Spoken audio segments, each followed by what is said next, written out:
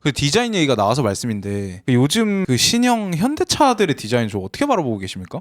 저는 굉장히 좀 제 개인적인 소회를 말씀드리자면 잘못된 방향으로 가고 있다. 요즘 막 그랜저, 스타리아 이런 새끼들 보면 얼굴이 그냥 아스팔트에 갈린 것 같은 느낌이 있어 좀. 보기만 해도 기분이 나빠져. 관상이 별로야. 관상이 안 좋다. 관상이 안 좋다.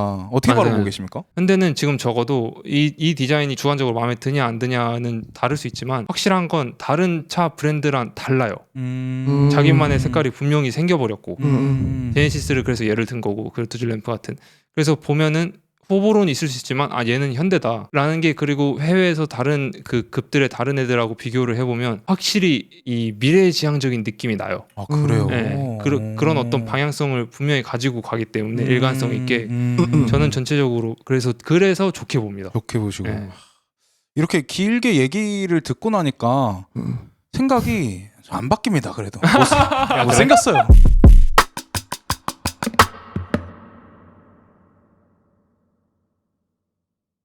보면 그 자동차 덕후들이 한 명씩 있습니다 주변에. 이게 그쵸? 저 같은 경우는 왜 어릴 때 기억나실지 모르겠어요. 한 4-5살 말 때 보면 우리가 좀 우리만의 세계에 좀 살잖아요. 아무도 없을 때 막 그쵸 그쵸. 상상하고 그래서 그 크게 나눠봤을 때 그 관계적인 부분 모든 건 사실 대상과 나의 관계니까 그 이게 보이는 거랑 안 보이는 걸로 크게 약간 구분지을 수 있잖아요. 네네. 내가 뭔가 뭐 인형을 좋아한다 그런 아이가 있을 수도 있고 뭐 공룡을 좋아하는 아이들도 막 있었고 우리 어릴 때. 근데 저는 그게 차였고 그래서 물건들 보면서 좋아하는 것 중에 어떻게 보면 유일하게 제일 좋아했던 게 차였던 것 같아요. 그래서 부모님들도 그거 아셔가지고 자동차 장난감 째만한 것도 이런 거 막 여기저기서 많이 사오시고 어디 차 타고 어디 나가면은 밖에 보면서 저거는 뭐다 저거는 뭐 쟤는 휠이 저렇게 생겼네 쟤는 저렇게 저건 저거네 약간 그런 혼자만의 세계에 좀 빠져 있었던 것 같아요. 근데 그 시점은 정확하게 기억도 안 날 정도로 오래됐어요. 예. 한 3학년 요 정도 되는 남자아이들이 공룡 이름 달달 외는 거랑 비슷해요. 그런 예, 비슷한 맞아요. 느낌이다. 보통 그게 내가 봤을 때 투탑이야.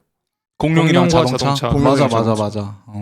공룡이랑 자동차. 그러면 좀 진짜 한창 막 좋아할 때는 자동차를 좀 어떻게 대하셨던 거예요? 나한테 자동차는 뭐다?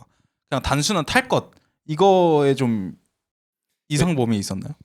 이건 또 크게 봤을 때 내가 운전을 할 수 있기 후와 전으로 나눠볼 수 있을 것 같은데 이 전에는 뭐랄까 팬심 같은 거 되게 말하자면 내가 가질 수는 없는데 가질 수 없지. 그렇지. 운전도 못하고 가질 수도 없는데 그냥 마냥 막 알아보고 싶고 되게 디자인 보는 거 좋아하고 그런 거 그리고 간접 경험 예를 들어서 뭐 자동차 리뷰 같은 게 한국에 아예 없었을 때도 네. 제 기억으로 탑기어가 XTM 그 방송에서 처음 나오면서 이제 그분 김진표님인가요? 맞아요. 네. 김진표님 방송 알렉스 같이 나오고 하면서 그때가 처음이었던 것 같은데 그 이전부터 저는 해외 것들 많이 찾아보면서 이 차는 멋있는데 몰면은 이런 느낌이라는구나 하면서 막 이제 좋아하고 막 혼자 그랬었죠. 네. 그 20살이 되자마자 그러면 좀 차를 바로 저는 면허는 일단 땄고 미국에서 땄어요, 형 면허? 저는 한국에서 땄어요. 한국에서 방학에 나왔을 때 그때만 해도 면허 따는 게 그렇게 어렵진 않았어가지고 봄방학이 미국이 되게 짧게 있어서 들어올 때도 있고 안 들어올 때도 있었는데 그때는 들어와서 내내 그냥 면허만 따고 바로 간 그런 느낌으로. 1종으로 따셨나요? 저는 근데 빨리 하려고 2종으로 땄어요. 2종으로? 네. 왜냐면 미국에 가도 스틱은 1, 2종이 그때 주마다 하는지 모르겠는데 하여튼 없었어가지고 구분이. 그때도 미국이 이미 별로 스틱 안 쓸 때인가요? 그러면? 안 쓸 때가 문제가 아니라 우리나라는 1종, 2종 구분이 됐잖아요. 네. 근데 거기는 그런 게 구분이 없어요? 네, 적어도 인터내셔널 라이선스를 가지고 거기를 가서 내가 스틱을 못 사는 게 아니었어요. 신기하다. 그래서 그런 거 걱정 안 하고 이제 그냥 빨리 딸 수 있는 걸로 해가지고. 첫 번째 모델 기억나시나요? 제가 산 거요? 네. 첫 차는 이제 대학교 가가지고 RX-8이라고 뭐죠? 마즈다 브랜드에서 나오는 좀 설명드리면은 원래는 RX-7 이제 일본도 자동차가 되게 유명하잖아요. 발달한 나라. 그 버블 경제 때 투자도 되게 많이 들어오고 회사들 뭐 일본 탑 세계 탑 뭐 세계 20위 하면은 일본 회사들 막 10개씩 들어있고 막 이럴 때 그 10개 중에 막 한 3개, 4개 막 자동차 회사고 토요타 있고 뭐 혼다 있고 막 이럴 때 그때 이제 말하자면은 할 수 있는 거를 되게 다 하던 시절이 있었어. 그 일본에서. 그래서 우리가 이 정도 할 수 있다 막 뽐내는. 근데 또 규제가 있었어서 일본에 면마력 이상은 또 못 뽑아요, 얘네가. 그래가지고 그 규제 안에서 자기네들이 어떻게 보면 룰 안에서 우리가 더 멋있는 할 수 거 있는 최대한. 맞아요. 그래서 되게 어떤 또 비교도 잘 되고 서로 같은 룰 안에서 만드니까 약간 그런 시대가 90년도에 있었는데 그때 이제 RX 마즈다에서는 그 플래그십으로 우리가 할 수 있는 이제 재밌는 차 스포츠카 중에 이게 우리 플래그십이야라고 했던 모델이 RX7인데 네. 그 차가 특이한 게 뭐 예를 들어서 저기 뭐 닛산에는 GTR 스카이라인 GTR 같은 게 있고 뭐 토요타에서는 수프라 같은 게 있었고 그리고 플래그십 이제 네, 스포츠카들이 있었는데 마즈다에서는 그 RX7이었는데 RX 모델 RX7은 특이했던 게 엔진 구조 자체가 아예 달랐어요. 그러니까 이런 피스톤 움직임 보통 우리가 6기통, 4기통 뭐 이렇게 얘기하잖아요. 8기통. 근데 그 기통이 아니라 그 동그라미 안에 쉽게 말하자면 삼각형이 들어가가지고 이 상하 움직임이 아니라 삼각 움직임을 가져가는 거예요. 탕탕탕 치면서 그렇게 해서 폭발을 만들어내서 마즈다만의 유일한 특허 기술 말하자면 이 있었어서 네네. 걔가 장점도 있고 단점도 있는데 되게 큰 장점이 사이즈가 엄청나게 작아도 큰 힘을 내요. 그리고 부드럽고 대신 단점은 연비가 겁나 많이 들어가고 오일도 많이 먹고 네. 뭐 정비도 쉽지 않고 여러 가지 단점이 있어요. 예. 좀 그래서 치명적인 단점들 아닌가요? 치명적인데 또 반대로 그러니까 예를 들어서 뭐 1.3리터다 1300cc다 네. 근데 뭐야 근데 270마력이라고? 말이 안 되네. 그러니까 작은 엔진이 들어가 있는 뭐 크지 않은 차인데 그 힘이 엄청 좋은 아예 다르기 때문에 근데 또 동시에 똑같은 얘기로 1300cc인데 연비가 4km라고? 말이 안 되네. 이 두 가지가 확실했던 그런 모델인데 또 엔진이 작다 보니까 유리한 게 이제 엔진이 아무리 작더라도 제일 차에 있어서 무거운 단일 부품인데 그래서 걔가 어디에 있냐가 전체 자동차의 밸런스. 그렇죠. 말하자면 무게 배분을 좌지우지하는 데 있어서 그 영향이 크기 때문에 네. 그래서 큰 엔진들은 룸이 그럼 더 많이 필요할 거 아니에요. 그렇죠. 네. 근데 걔는 이제 작다 보니까 얘를 어디에 배치할 수 있을지에 대한 옵션이 또 더 넓은 거예요. 네, 그런 이제 장점도 있고 전체적인 차 무게도 낮아지고 그러다 보니까 뭐 핸들링 같은 것도 전체적으로 좋아질 수밖에 없고 그런 되게 매력의 차가 있었어요. RX7이라는 되게 전설적인 차고 도쿄 드리프트에서도 뭐 나오고 막 많이 나오는 차인데 그렇구나. 한 기억나요? 도쿄 드리프트 잘 안 봤는데요. 그게 너무 유명하니까. 그렇지. 거기서 이제 주인공을 말하자면 키우는 스승이 계시는데 그분이 타시던 차였던 걸로 기억을 해요. RX7이. 하여튼 그랬는데 그거가 이제 버블 경제가 끝나면서 그런 이제 말하자면 좋게 말하면 과감하고 나쁘게 말하면 어떻게 보면 멍청하기까지 한 그런 실험적인 시도들. 네, 그런 시도. 왜냐면 거의 뽐내. 왜냐면은 스포츠카라는 거는 많이 팔리지가 않기 때문에 들어가는 개발비에 비해서 이게 말하자면 뽕을 못 뽑아요. 브랜드 입장에서. 걔는 근데도 만드는 이유는 페라리 같이 그런 것만 만드는 회사가 아니라 일반적인 브랜드인데도 그런 거를 손해를 봐가면서까지 개발을 해서 많은 비용을 들여서 만드는 이유는 브랜드 이제 이미지랑 네네. 그런 거를 위해서인데 이제 그런 거를 할 여력이 없어져 버린 거죠. 갑자기 이제 버블이 꺼지면서 그래서 그런 차들이 다 없어져가지고 공백기가 길게 있다가 2000년도 초반쯤에 그런 애들이 같은 이름을 달고 돌아오기 시작을 했는데 그 정도의 여력이 없으니까 그 정도의 투자도 못했고 그러다 보니까 좀 그러니까 플래그십이었던 예를 들어서 RX7이 다시 나오진 못하고 RX8으로 나왔는데 네. 이게 약간 급이 말하자면 낮아진 거죠. 엔트리급 모델로 약간 낮춰. 그렇지. 더 신형임에도 불구하고.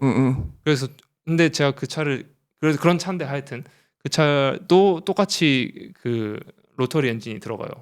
그걸 로터리 엔진이라고 로터리 부르는군요. 엔진으로 불러요. 근데 그 차를 왜 샀냐면 그 유학을 처음 갔을 때 계셨던 이모부 네네. 있었다 그랬잖아요, 친구. 그 이모부도 저랑 똑같이 차를 되게 좋아하셔가지고 네. 그런 차 얘기도 많이 하고 막 그랬는데 그분이 그 당시 세핑이었던 RX-8 은색깔을 가지고 계셨었어요. 근데 그게 이제 너무 멋있는 거야 내 눈에는.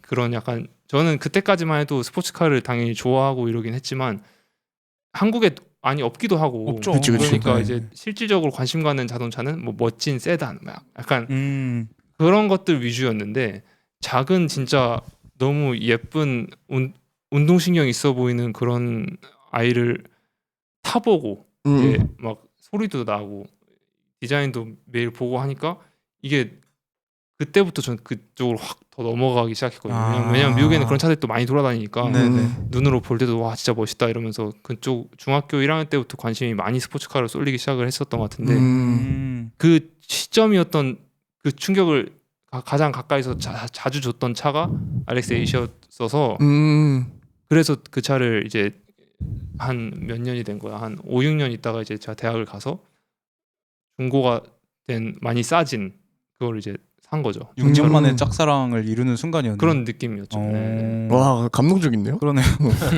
감동적이겠다. 아니 상상을 해봤어. 감동적이고 무모하고 왜냐면은 정비성이 또 더 오래됐으니까 떨어지니까 하지만 또 경제적이었고 왜냐면 싸졌기 때문에 첫 차로 그러니까 보통 스포츠카를 선택은 잘은 안 하거든요. 네. 그죠? 얼마나 그 차는 그러면? 차가 네. 제가 사고가 나가지고 한 6개월 정도 타다가 6개월 만에 사별을 했어요. 그리고 얼마나 그 차가 전손이 났나 본데. 그러니까 이게 뭐 전손도 전손인데 아무래도 가액이 좀 작으니까 싼 차니까 네. 이 고치는 비용이 조금 그거보다 많이 들어가면 사실 전손이라고 하는 거잖아요. 그래서 사고도 크게 나긴 났어요. 형 근데 안 다쳤어요 그때? 안 다쳤어요. 다행이지. 오 다행이다. 근데 다행히 피해준 사람도 없고 제가 수업에 늦어가지고 좀 과속을 좀 하다가 눈이 온 날이었는데 그날 눈이 온 건 아니고 전전날인가 왔었는데 미끄러졌구나. 도로는 깨끗한데 블랙아이스? 블랙아이스도 아니고 뭐였냐면요. 미국은 그 왜 옵티머스 프라임 같은 커다란 트럭들 다니잖아요. 네네네. 그런 애들이 눈을 쌓고 다니다가 이제 햇볕 맞고 조금씩 녹고 그러면은 바람에 쓸려가지고 떨어지는데 그 양이 가끔씩 어마어마할 때가 있거든요. 그 덩어리들을 너무 늦게 본 거야. 거의 과속 방지턱이네요. 거의 그런 느낌이었는데 약간 카트라이더에 그 아이템 뿌리고 이렇게 그런 느낌으로. 근데 그래서 발견하자마자 브레이크를 밟고 기도를 하면서 눈 위에서는 오히려 살짝 떼봤는데 돌더라고. 근데 그걸 잡지를 못했어요. 그래서 그 고속도로에서 그랬는데 이쪽 이렇게 양쪽으로 오가는 데가 있잖아요. 그렇죠. 그러면 중간에가 다행히 가드레일이 없고 이렇게 약간 조금 파인 풀 같은 곳이었어가지고 근데 양쪽으로 온 차도 하나도 없었어 다행히. 너무 다행이네. 그래서 그쪽으로 아예 넘어갔다가 밖으로 점프를 해버려가지고 펑펑펑펑 어떻게 하고 탕 하고 앞을 보니까 내가 고속도로에서 튀어나왔으니까 뒤에 있어야 되잖아요. 근데 앞을 보고 있더라고 내가. 한 바퀴를 돌네. 한 바퀴 어떻게 돌았나 봐요. 근데 다행히 또 눈이 많이 쌓인 상태였어가지고 점프를 한 다음에 눈에 착지를 해서 좀 덜 다친 것도 있었던 것 같은데. 진짜 아이템전이네. 그 모델 이름이 지어주셨나요? 개인적인 그 차의 이름? 그때 뭐 친구들하고 뭐 별거 아니었어요. 뭐 파랭이였나? 파랭이. 차가 파랬거든요. 저는 이렇게 생각해요.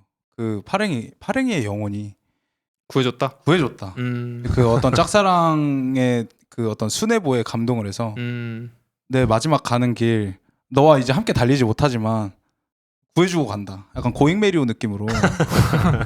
근데 그 아이가 다행히 죽지 않았고.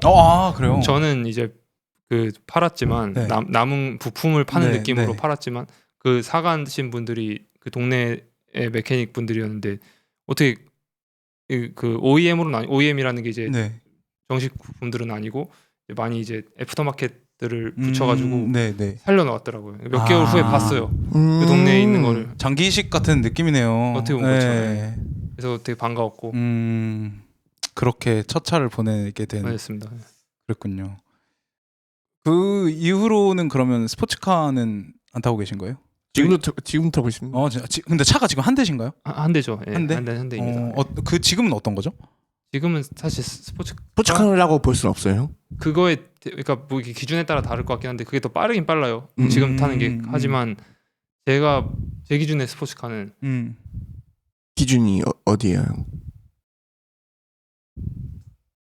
왠지 모르겠지만 일단 문이 2개여야 해요. 그러니까 무슨 얘기냐면 실용성이 없고 얘는 오로지 스포츠만을 위해서 존재하는 달리기 위해 태어나네. 맞아요. 예. 그게 무조건 빨라야 되는 건 아닌데 편하면 안 되는구나. 편하면 안 되는 건 알지만 약간 실용성을 고려하지 않은 실용성이라는 게 여기서 여러 가지가 될 수 있는데 그 중에서 제일 큰 게 사람을 많이 못 태운다. 그러니까 그리고 짐을 못 실는다 많이. 왜냐면은 무게가 커지면 안 되니까. 네, 의자도 이제 버킷으로 뭐 그런 것도 있고. 그러니까 그런 어떤 진짜 일반적인 기준의 이 차량을 유틸리티로만 봤을 때는 진짜 쓸모 없는 거를 넣으면서 진짜 쓸모 있는 걸 포기하는 차들 있잖아요. 그런 야마를 가진 녀석들만 이제 어떻게 보면 스포츠카라고 저는 생각을 해요. 근데 지금 타는 제 차는 왜 좀 내 기준에는 애매하냐면 차가 있어요. 일반적인 차가 있고 그거에 스포츠 모델을 만든 것 같아요. 네네네. 근데 그 기술도 대단한데 뒷자리가 있어. 그리고 짐도 많이 실려요. 그래서 라이드는 불편하고 하긴 하지만 그 정도의 어떤 실용성 타협으로는 내 기준에서 스포츠카로는 보기 어렵다. 약간 아반떼 N 같은 느낌인가요? 그런 느낌이죠. 근데 일단 형이 타는 차는 나는 우리나라에서 본 적이 없어요. 아니 그래. 사실 되게 많아요. 그래요? 네. 그 형 눈에는 보이는지 모르겠는데 저는 본 적이 없어요. 형은 이제 그걸 타는 사람이니까 봤을지 모르겠는데 나는 형밖에 못 봤다. 어떤 건데요? 궁금하다. A45 AMG라는 차인데 A45 AMG요? 네, 이 가장 신형 말고 A45. 나는 형이 타는 걸 보고 처음 봤고 근데 형 우리나라에 정식으로 출시가 돼요. 네. 됐어요? 됐고 사실 그것도 몰랐네 나는. 그것도 어떻게 보면은 이제 뭐 M3를 스포츠카라고 사람들이 많이 부르거든요. M3 BMW M3 네네. 그렇게 치면은 얘도 스포츠카 맞아요. 그렇게 그러니까 내 기준에 아니라는 거지. 그래서 그렇게 스포츠카인 거 치고는 많이 팔렸어요. 약간 선출은 아니고 이제 좀 운동 잘하는 그런 느낌이라고 보면 될까요? 운동은 진짜 잘하는데. 근데 저는 몇 번 타봤거든요. 네네. 형 옆자리. 어떤 느낌이죠? 스포츠카 느낌이야. 근데 그 재밌어요. 막 그 팝콘도 튀기고 뭐 팝콘도 튀기나요? 튀기죠. 튀기고 일단 그리고 나는 내가 아는 자동차 아예 문외한이고 나는 아무것도 모를 때 형한테 주워 들은 것들이 되게 재밌었단 말이야. 그래서 제가 이거를 제안을 한 건데 주제를 하려고. 일단 그리고 AMG 엔진 자체도 그 형이 얘기해 주는 걸 듣고 처음 알았고 되게 재밌었어요. 그거 뭐 엄청 유명하잖아요. AMG 뭐 가사에도 많이 나오고. 그러니까. 근데 나는 그게 뭔지를 형한테 처음 들었어. 그 뭐예요? AMG가 뭔가요? 말하자면 이제 BMW M 디비전 있듯이 근데 조금은 역사는 조금 다른 게 원래는 벤츠 내에 있는 그룹이 아니라 타 회사였는데 말하자면 튜닝 같이 협업하면서 튜닝을 하는 식으로 처음에는 만들다가 이제 흡수 합병이 되면서 라인으로 이제 아예 벤츠에서 만들게 되고 그 벤츠도 이제 F1 같은 레이싱을 나가니까 맞아요. 저 해밀턴이 벤츠인가요? 계속 그쵸? 이겼죠. 그런 메르세데스. 데서 그런 데서 이제 데이터베이스를 많이 뽑아와서 이제 AMG 엔진들을 만드는데 좋은 영향들을 많이 주죠. 그리고 뭐 엔진 하나하나에 다 그 장인이 그 시그니처로 사인을 한대요. 뭐 20년 예를 들어 뭐 15년 이상 근무하신 뭐 마이스터라는 뭐 자격증 같은 게 예를 들어서 있는데 진짜? 그러신 분들이 원맨 원빌드라 해가지고 혼자 조립을 하고 엔진 하나하나에 자기 이름을 달고 수작업으로. 그 좀 이런 게 있구나. 그런 게 재밌었어요. 저는 형 차에 그리고 형 내 잘못 기억하나? 형 꼬리 이거 형이 튜닝한 건가? 꼬리에 막 리어윙처럼 뭐도 이렇게 달려 있었는데 내 기억에. 꼬리가 있어요. 순정입니다. 꼬리라기보다는 말하자면 이제 흔히 말하는 윙. 그래 F1 차처럼 그 리어윙이 달려 있어요. 이제 양력 줄이려고. 양력을 줄이는 그치. 그러니까 그라운드 접지력을 높이는 거지. 땅으로 눌러주는 거지. 그게 있는 차구나. 근데 그거의 유래를 근데 크지 않고 되게 귀엽게 있어요. 약간 그러니까 멋으로 내는 실용성보다는. 근데 저 이거 봤는데 그거 리어 윙이 왜 시작된지 어쩌다가 이제 봤거든요. 근데 그 재밌더라고요. 그 우리들의 챔피언에서 처음 시작된 거 아닌가요? 그래 그게 뭐야? 장난이야. 저도 정확한 역사는 몰라요. 제가 이거 용도는 봤는데 알지만. 제가 이거 봤는데 그 F1을 약간 그 아 맞아요. 본다고. F1을 막 보기 시작했단 말이에요. 입문을 한 지 좀 얼마 안 됐단 말이에요. 근데 그 다큐를 어쨌든 간에 엄청 재밌게 봤어. 넷플릭스 다큐? 분노의 질주 다큐를 엄청 재밌게 보고 막 이러면서 관련해 갖고 막 경기 같은 것도 조금씩 보고 막 이렇게 그 해설해주는 사람 있어. 그 형님 엄청 유명합니다. 윤재수 해설위원 있어. 그 사람 막 설명해주는 역사나 그 사람 엄청 박학다식하거든. 맞아. 막 설명해주 그런 거 설명하는 거 보다 본 건데 그 레이스에서 그 막 내가 알기로는 레이스가 역사가 생각보다 되게 길거든. 1800년대 후반부터도 이미 모터스포츠가 시작이 됐는데 근데 이미 우리나라 개화기 때 있잖아. 막 1910년대 이럴 때 그때 이미 300이 넘었대. 시속이. 최고 속도. 그때 이미 300이 넘었대요. 지금도 솔직히 넘으려면 더 넘을 수 있는데 안전상의 이유와 이런 것 때문에 지금도 F1에서 막 뭐 한 300km 중후반대로 달리고 뭐 약간 뭐 이러는 것 같아. 근데 기술적으로 더 갈 수도 있어. 근데 예를 들면 너무 차가 빨리 달리면은 차가 뜨는 거야. 그때는 너무 빨리 달리다 보면은 비행기 이륙하는 것처럼 차가 자꾸 양력을 받으면서 뜨고 뒤집어지고 그렇게 해서 사고가 나니까 사망하고 이게 생기기 시작한 거야. 그 초반 때, 그 1900년대 막 초반에 이럴 때. 그래서 레이스 뭐 어떤 모터스포츠였는지 기억이 안 나는데 대학생들끼리 동호회처럼 그 모터스포츠 좋아하는 애들끼리 참여를 한 애들이 있었는데 너무 위험하다. 너 벌써 너무 할 때. 위험해. 근데 아이디어로 거기서 낸 거야. 걔네가 비행기가 그때 막 비행기가 막 생기기 시작할 때인 거야. 그래서 비행기 꼬리 날개를 그럼 뒤집어서 달아보자. 비행기는 양력을 받아서 뜨니까 이걸 뒤집으면 땅에 눌러주겠지? 그럼 접지력이 올려주겠지? 해서 그거 뒤집어서 단 거래. 진짜. 근데 그게 먹힌 거야. 그래서 지금까지도 스포츠 같은 거 다는. 그랬대요. 맞습니다. 그 역사는 몰랐지만 그 의도는 차가 엄청난 속도를 내면서 가는데 그러면은 이게 양력이 뜨니까 뜨려고 하는데 그러면은 앞 접지도 없어지고 불리한 게 많이 생기는데 그렇다고 차를 못 뜨게 무게를 달 수는 없고 그건 치명적이니까 핸들링이나 다른 부분에 있어서 얘를 바람의 무게를 일시적으로 이용해서 빨라지면 빨라질수록 얘를 눌러줄 수 있게 그런 원리로 해가지고 브레이킹도 더 잘 되고 여러 가지 차를 눌러주니까 더 낮게도 되고 그렇다 하더라고요. 안정성도 생기고 그런 이유로 많이 쓰죠. 네. 대신 최고속은 줄어드는 경향은 있어요. 그렇긴 하겠다. 한국에서 좀 타기 좀 답답하시겠어요? 저는 근데 요새는 답답한 운전을 즐겨 하기 때문에 답답한 운전이라 하시면은 천천히 다닙니다. 그냥 뇌 빼고 그냥 어릴 때는 좀 가끔씩 차 없을 때 밟고 이런 거 좋아하긴 했는데 지금은 그냥 뭐 소리 즐기고 진짜 간혹 밟고. 근데 형 저 궁금한 게 그 팝콘 튀긴 소리 있잖아요. 그거 차에서 내는 거예요 일부러? 그러니까 내가 내고 싶을 때 내는 거예요? 언제 낼 수 있는지에 대한 감각은 이제 생겨요 타다 보면은. 네. 그리고 그런 걸 내는 RPM 대역도 있고 말하자면 음역대라 해야 되나 그런 것도. 그러니까 저 궁금한 건 그거 따로 버튼이 있는 건 아니죠? 그런 건 아니고 그게 역할도 있어요. 그러니까 왜 하는지에 대한 것도 있고 그게 이렇게 연소가 되다가 만 애들을 어떻게 보면 방구를 껴서 빠바방해서 내보내주는. 한 번에 빡 터트리는 거구나. 네, 내보내주는. 그래서 그게 밟다가 떼면은 이제 나는 경향들이 많은 게 그런 이유예요.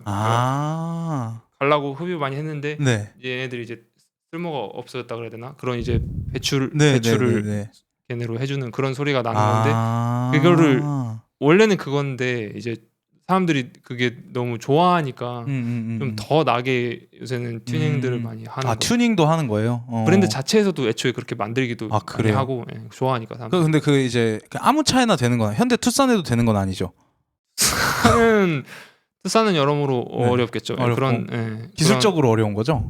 기술적으로라기보다 애초에 엔진을 만들 때 그런 지향을 갖게 하지 않을 테니까 쓸모없는 게 뭐 나가고 이런 소리가 나게 그런 거 빌드가 필요가 없으니까 애초에. 저는 항상 궁금했어요. 이게 저 안에서 그 버튼이 있나? 저거.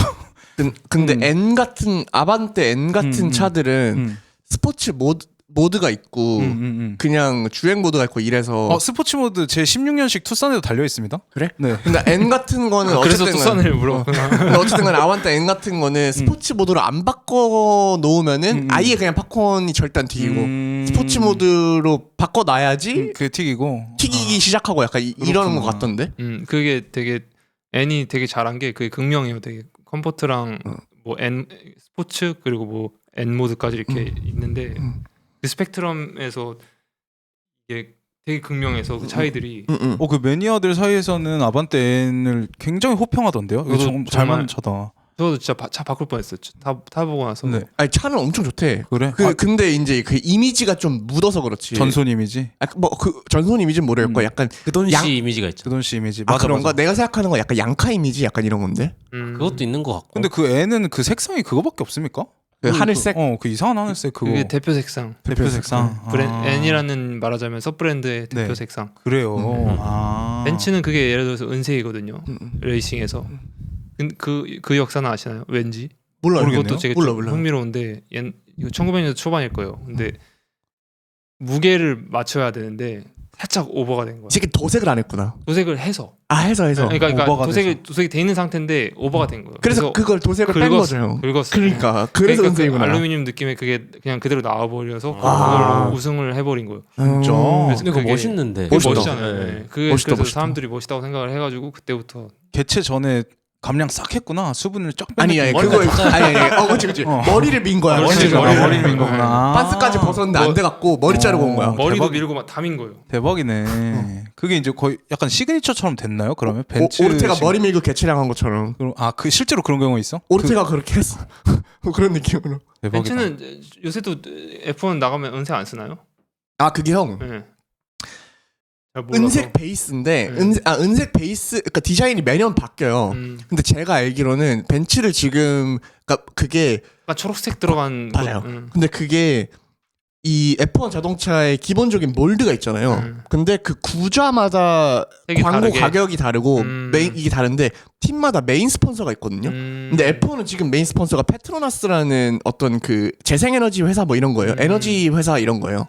근데 걔네의 색상이 약간 그 청록색 베이스거든요. 그래서 그게 깔려 있구나. 그래서 그걸 가져가는. 근데 기본적으로 약간 그 메탈릭한 이게 많이 다른 팀보다는 그런 게 많아요. 그죠. 예, 근데 어쨌든 메인 스폰서 따라서 색상을 바꾸기는 하는 것 같아요 팀들이. 근데 어쨌든 노즈에 들어가는 이 메인 기업이 이게 페트로나스라서 걔네 로고나 이런 걸 좀 따라가는 기본 어울리게 조금. 컬러 팰러트를 예. 그런 게 있는 것 같아요. 저는 차 타면서 항상 그게 되게 고민이거든요. 그 주요 소모품들 있잖아요. 이걸 언제 어느 시기에 뭐 엔진 어떤 오일이라든지 방식으로 뭐 그런 거 있잖아요. 뭐 엔진 오일이니 오일 필터니 뭐 기름도 들어가는 거 뭐 왜 이렇게 많아. 브레이크 액이니 뭐 냉각수니 너무 많잖아. 근데 처음 이제 차를 구입하고 나서 지금까지도 지금 거의 뭐 한 4년 이렇게 됐는데 사실 지금도 잘 모릅니다. 그냥 차가 이렇게 들어봤을 때 오늘 운전을 하는데 조금 아픈 것 같네? 그러면은 어디가 아프지? 일단 생각을 좀 해보고 그게 느껴져? 이거 아픈 것 같다는 게? 그러니까 나는 또 디젤 차고 중고고 이러다 보니까 소리가 가끔 다를 때가 있긴 해. 좀 거친 소리가 날 때가 있어. 그러고 보면은 막 엔진 오일 안 간지 뭐 거의 막 15,000km 되고 막 이랬을 때 갈고 그러는데 좀 그래서 나는 주변에 좀 항상 필요했어. 약간 주로형 같은 이건 언제 해야 되고 좀 간단하게 좀 진짜 주요 소모품 이런 거는 일단 언제 갈아야 하나요? 그런 거 일단 정비 매뉴얼?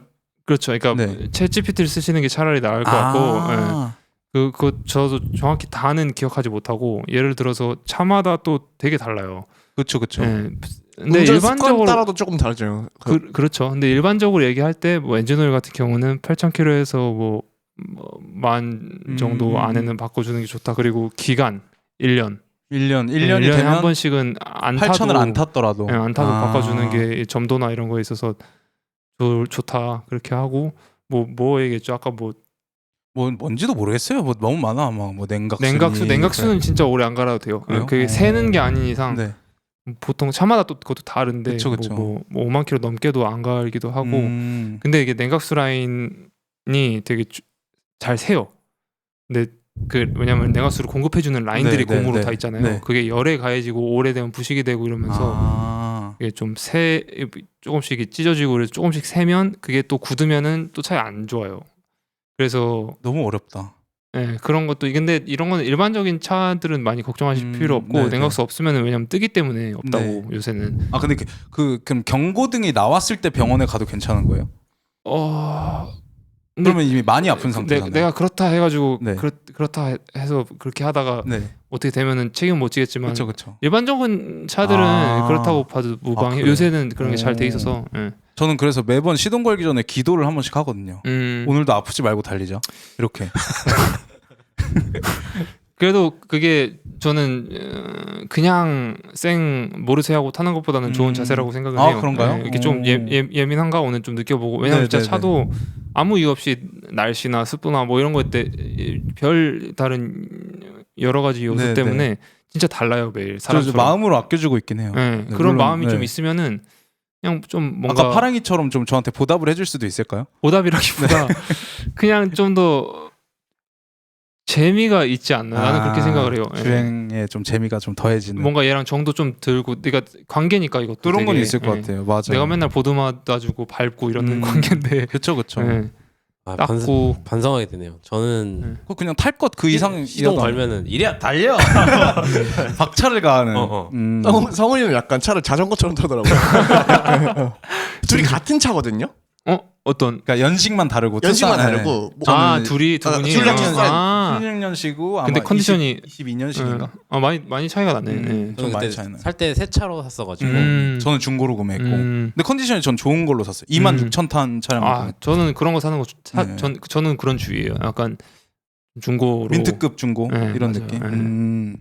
근데 막 정비소 갖고 막 이럴 때도 좀 차 잘 알리시니까 좀 편하겠어요. 혹시나 눈탱이 맞지 않을까 이런 걱정 좀 안 하셔도 되지 않을까요? 아니 근데 요새는 눈탱이 치기가 많이 어려운 게 여기 가봤다가 눈탱이 같아서 가보면 되기 때문에 일반적인 사람들도 그렇긴 한데 근데 그리고 찾아보면 챗GPT를 쓰셔도 되고 아니면 뭐 엔간한 건 진짜 뭐 아마존이나 요새 쿠팡도 모르겠다 쿠팡에도 있는지 근데 유명한 차들은 부품들 다 찾아보면 가격 그대로 나오거든요. 그래서 어느 정도 그 레인지 안에 있다. 거기다가 공인만 부르시는 거라고 생각이 든다라고 하면은 뭐 그냥 합리적인 거라고 생각을 할 수 있기 때문에 저는 그 무서워서 그 블루엔진만 가거든요. 엔진 오일 갈 때도 전 블루엔진 갑니다. 그게 편하긴 하죠. 그게 편하긴 한 것 같아.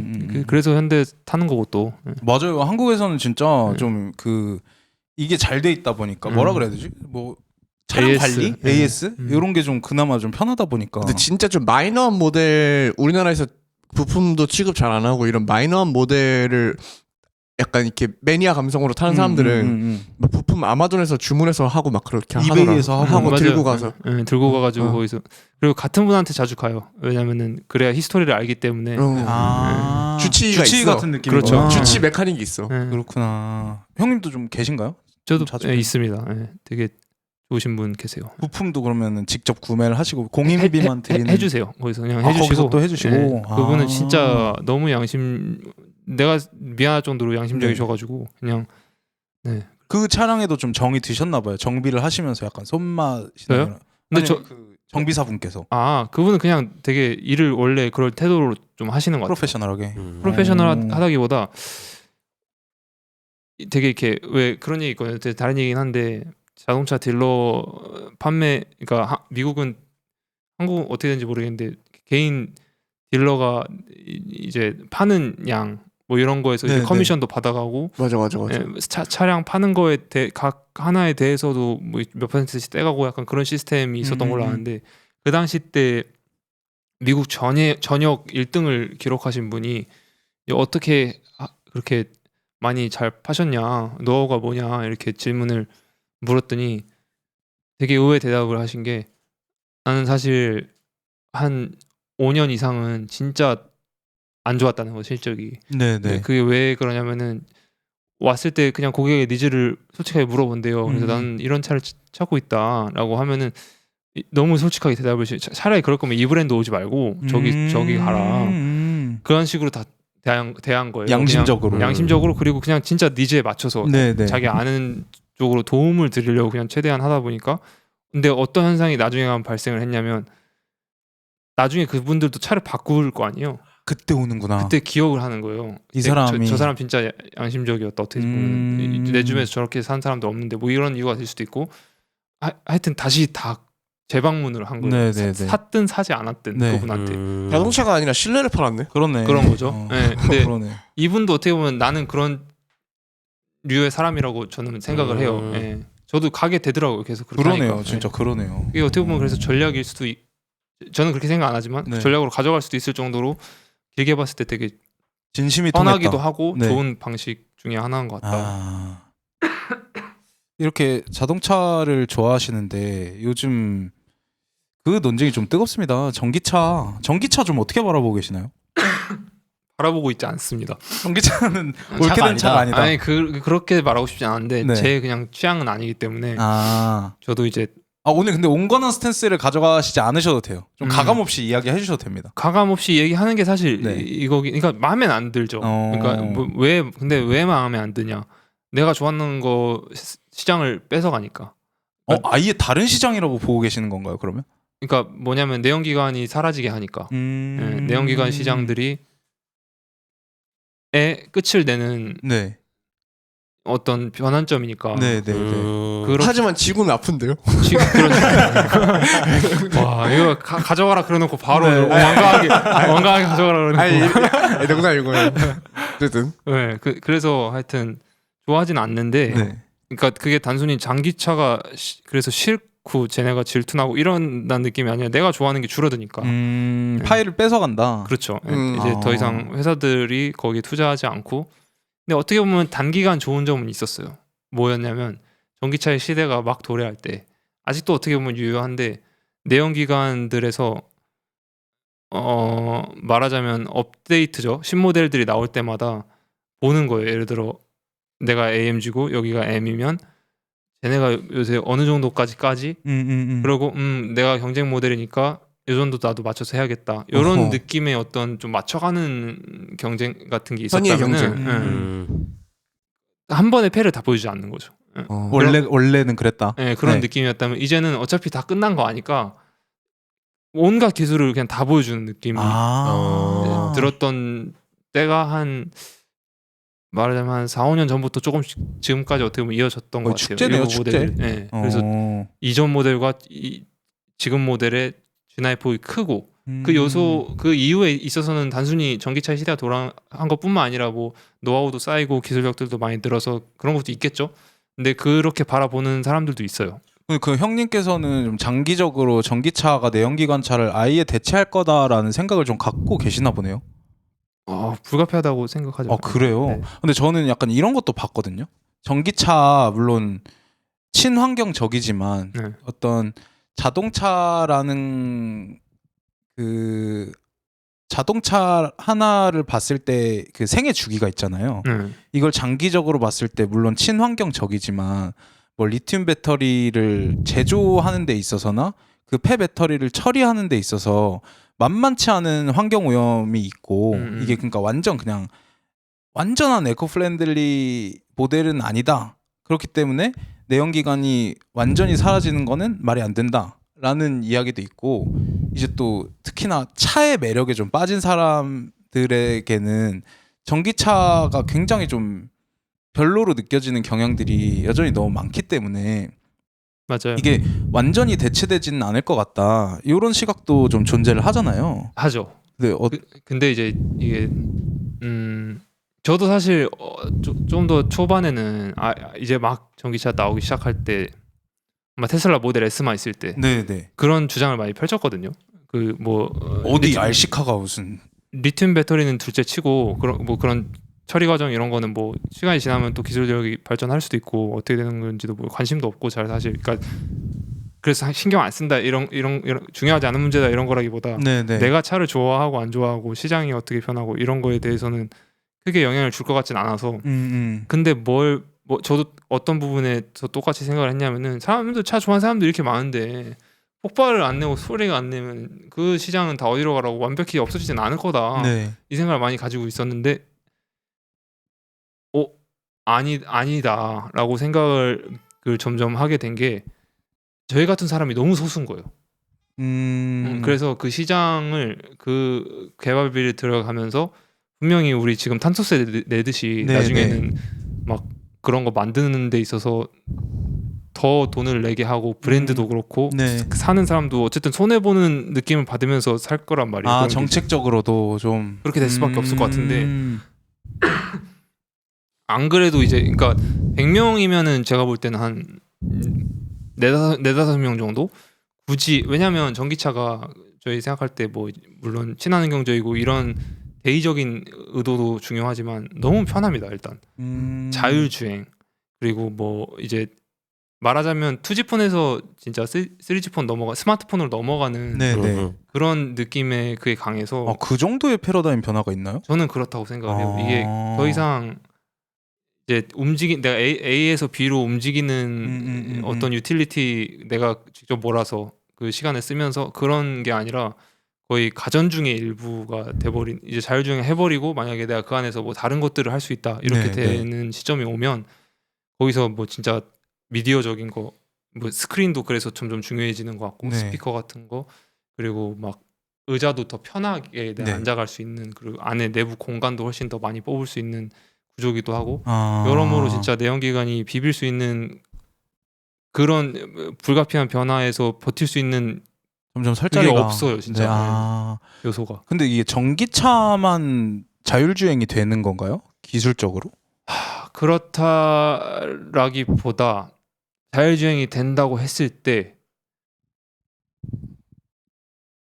자율주행이 되면 자율주행을 내가 쓸 거면 네, 전기차가 유리하다. 그렇죠. 아. 여러 이게 왜냐면은 내가 예를 들어서 말이 안 되잖아요. 운전 재미를 위해서 살 건데 자율주행 쓸 거야. 물론 중간중간 쓸 수는 있죠. 네네네. 아 무슨 그- 말씀인지 알겠네. 예. 근데 이게 사람들의 인식이 아예 변화되는 지점이기 때문에 내가 차를 사면은 이제 편리와 어떤 혜택을 제공해 줄 수 그 운전 재미 이외 운전 재미는 아예 없어져 버리고 자율주행이 왜냐면 대체를 하니까. 그렇죠. 뭐 그- 책 읽을 수도 있고 잠도 그쵸. 잘 수 있고. 예, 그래서 공간의 활용성 얼마나 편한지 뭐 배터리는 얼마나 가는지 뭐 이런 것들이 많이 또 중요해질 거기 때문에 그런 것들이 근데 이미 어떻게 보면은 내연기관 차 내에서도 그런 변화들이 많이 보였던 게 네네.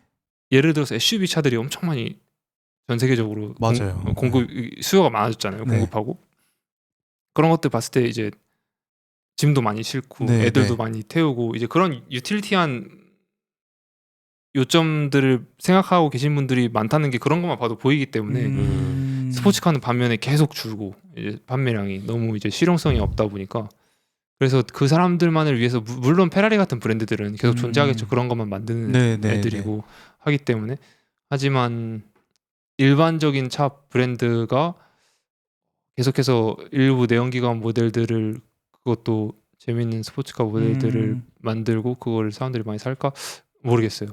말씀을 듣다 보니까 좀 그런 생각이 드네요. 그 이제 점차 취미의 영역이 될 수도 있겠다. 이 내연기관은 트랙만 가서 탈 수도 있고 막 나중에 네, 스포츠카만 그렇게. 남는 거야. 그런 식으로 그럴 수 있어요, 진짜. 네, 네. 네. 스포츠카만 있는 거야. 내연기관 차는. 아 그것도 좀 낭만적인데. 그거 그거 괜찮을 것 같아요. 그 정도만 되더라도 즐길 수 있다면. 그렇죠. 네. 근데 전 다만 그 선택지가 많았으면 좋겠는 거예요. 그쵸. 네. 아무래도. 다양했으면 좋겠고. 근데 저만 해도 약간 그런 생각이 들긴 해요. 그러니까 지금이야 뭐 전기차를 산다 그러면은 뭐 지원금을 좀 주고 이런 데서 끝나지만 만약에 그게 정책적으로 제한을 한다? 내연기관을 사는 사람한테 어떤 리스크를 준다? 디메리트가 있다? 그러면은 전기차로 그냥 반강제적으로 가게 되지 않을까? 이런 생각이 좀 들긴 하네요. 그렇지. 지금도 뭐 몇 년 이상 된 디젤은 서울 못 들어오게 하고 뭐 맞아요. 이런 거 5등급 있잖아요. 차량 그런 거 있잖아요. 그런 네, 것처럼 불가피해질 것 같아요. 나중에 아. 이제 그런 사람이 어. 너무 소수가 돼버리면 괜히 좀 약간 좀 마음이 좀 아프긴 하네요. 아프죠. 네. 많이 아프죠. 그래서 이제 외면을 합니다. 저는 그래서 자동차 시장에 요새 나온 뉴스들은 마음이 아프기 때문에 외면을 하고. 저는 좀 그게 별로예요. 그 코드 꽂아 놓는 거 있잖아요. 나는 다른 거보다 그게 별로던데. 그냥 너무 멋이 없어. 꼴배기가 싫다. 네, 좀 그런 게 있더라고요. 핸드폰 충전하듯이 꼽아놓는 게 코드 꽂아 놓는 게 좀 너무 좀 어디 그래. 전기차는 그러니까 기름을 먹는 게 아니라 하이브리드가 아니면 코드 꽂아서 충전을 해야 되잖아. 근데 요즘 뭐 하이브리드 플러그인 하이브리드가 맞아요. 그거는 꼽아놓고 그래. 그러니까 난 그 개념이 좀 너무 낯설어. 적응이 좀 안 돼. 열렬한 자고로 주유소에서 그 휘발유 냄새 맡으면서 좀 그게 있잖아. 그렇죠. 좀 번호로 이렇게 샥 그치 쏴야 그치. 되는데. 그게 또 맛이 있거든. 주유할 때 맛이 또 있거든. 근데 그럴 가능성은 없을까요? 그 내연기관 전기차가 충족해주지 못하는 그 내연기관만의 매력 있잖아요. 네. 그거를 그 전기차에서 그 엔진 배기음 소리 만들듯이 걔가 하고 성대모사 그런 식으로 뭔가 이렇게 음. 샥 피해가가지고 다른 어쨌든 그런 만족감을 느낄 수 있게 구현을 해줄 그런 거는 분명히 있을 거예요. 지금 음. N에서 말씀하신 대로 그런 구현하는 거기는 N에는 전기차 안에 사운드 엔지니어링을 담당하는 팀이 되게 중요하게 자리 잡고 있는 걸로 알고 있거든요. 그래서 되게 시뮬레이트 사운드 왜냐면은 이게 되게 어떻게 보면 안전성하고도 관계가 있는 게 운전자 입장에서 맞아요. 얼마나 빨리 달릴 수 있는지를 우리가 오감으로 판단해야 되는데 그 중에서 하나가 소리거든요.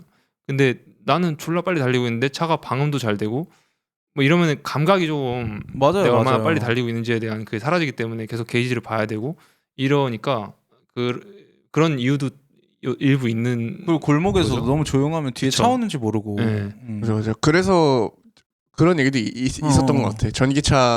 전기차가 뭐 약간 뭐 이런 거에서 뭐 위험해요 하는 것 중에 그걸 위험하다는 맞아. 거. 그리고 소리 나 안 이제 나서 위험하다. 가끔 이제 뭐 외근이나 출장 같은 거 나갈 때 전기차를 배차받는 경우가 있는데 시동을 켰는지 안 켰는지 모르겠어. 그 버스도 그래. 버스도 요새 맨날 내 디젤만 타다 보니까 내 디젤은 일단 시동 걸면은 기침을 오셨어요? 막 이러면서 기침을 막 하거든. 근데 전기차는 이렇게 막 샌님이 인사하는 느낌으로 이렇게. 그 버스도 전기로 달리는 애들 있잖아. 그래서 타면은 잠깐 그 빨간불에 정차하면은 그 시동 끈 거 같아. 모르겠어 진짜. 너무 조용하고. 그러니까 이게 저는 많이들 제가 이걸 만들어내서 비교한 게 아니라 많이들 그 우리 투지폰 쓸 때랑 스마트폰에 그걸로 많이 비교를 하시는데 네. 저는 그거 제가 핸드폰에 대해서 그렇게 덕후가 아니어서 그런지 몰라도 그렇게 와닿진 않는 비유인 것 중에 하나가 우리가 투지폰을 그리워할 감성적인 이유가 그렇게 많이 있나요? 뭐 별로 없죠. 그러니까 그렇죠. 진짜 그냥 그 과거 미화 그런 것 정도밖에 이상 미화도 아니죠. 없다고 보는데 이거는 어떻게 보면 말씀해주신 그 꽂아져 있는 게 꼴보기 네네. 싫다. 그 주유구는 딱 넣어가지고 이게 냄새 맡으면서 해야 된다. 이 이유들이 어떻게 보면 진짜 본질적인 이거를 해석을 하신 거라고 저는 보는데 뭐냐면은 자동차의 엔진은 심장이라고 하잖아요. 나름 그쵸. 근데 걔가 없이 저게 지금 뭐 하는 거지? 약간 이런 거를 약간 냄새와 이제 엔진이 없는 비주얼적인 자동차는 걸로. 심장이 없는 사람 그런 거랑 그러니까 얘가 깡통 로봇. 근데 말하자면 핸드폰에 모르겠어요. 핸드폰에 원래 코어는 뭔지 이제는 나도 모르겠는데 네. 어쨌든 전화잖아요. 그럼 그거는 이동 전화니까. 근데 그죠? 이건 좀 억지 같기도 한 게 이거 모르겠어. 하여튼 핸드폰 내가 잘 모르니까 모르겠는데 하여튼 그런 게 좀 없어져 버린 느낌이라 심장이 없어져 버리고 내 입장에서는 그냥 목적만 남은 맞아요. 그리고 2G에서 이제 스마트폰 넘어갈 때는 그 완벽한 상위 호환, 업데이트 이런 느낌이 있었는데 이거는 영역이 조금 다른 것 같긴 해요. 맞아요. 내연기관차와 전기차는 약간 좀 슬플 이유가 없었는데 2G에서 이걸로 넘어올 때. 그쵸. 다 좋기만 하니까. 전기차는 그런 근데 거는 그것도 있는 것 같아요. 그 자동차랑 핸드폰이랑 빗대서 얘기하는 게 사실 저도 그렇게 막 적합하지 않긴 와닿지는 해요. 않거든요. 그 이유가 자동차 역사는 너무 긴데 너무 반해서 길지 맞아. 그러네 또. 휴대폰은 너무 짧아요. 왜냐면 이게 역사가 길어지다 보니까 이게 사람들의 취향의 영역에 들어오고 약간 맞아. 컬트적인 성격이 있어요. 맞네요. 자동차 브랜드는. 그치. 맞아. 그리고 약간 뭐 자동차면은 그 대표적으로 뭔가 그 남성성 막 낭만 뭐 이런 느낌 있죠.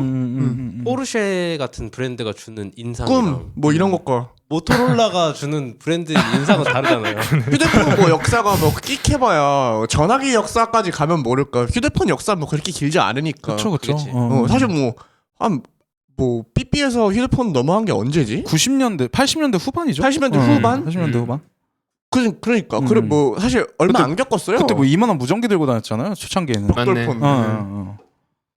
그러니까 그런 게 있어. 맞아. 그리고 또 좀 휴대폰 그 낭만의 그건 아니지. 내러티브를 파는 게 또 있으니까 자동차의 맞아. 경우에는.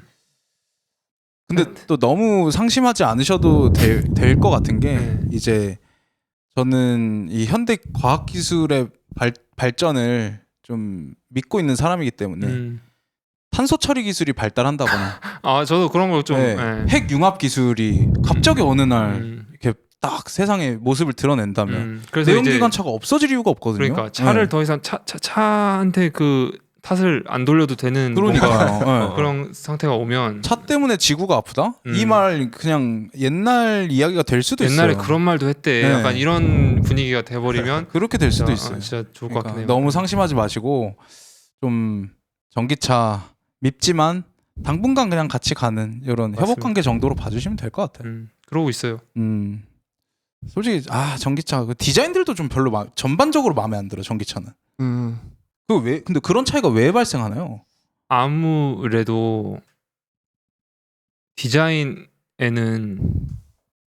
목적이 있잖아요. 그렇죠, 그렇죠. 네. 펑션이 들어가 있는, 그러니까 얘가 여기에 존재해야 되는 실질적인 이유가 있는데, 그래야 말한 대로 스포일러가 거기 달려 있는 이유는 얘를 눌러주기 위한 거래. 맞습니다. 그래서 다운포스를 이용해서 뭐 코너링도 잘 되고 브레이킹도 잘 되고 뭐 근데 그런 거를 이제 본능적으로 느끼는 것 같아, 사람이. 어떤 디자인의 영역이긴 한데 이것도 어떻게 보면은 그런 어떤 고심이랑 저거는 어떻게 할 수 있을까, 어떻게 하면 멋있게 할 수 있을까, 근데 필요한 부분이니까.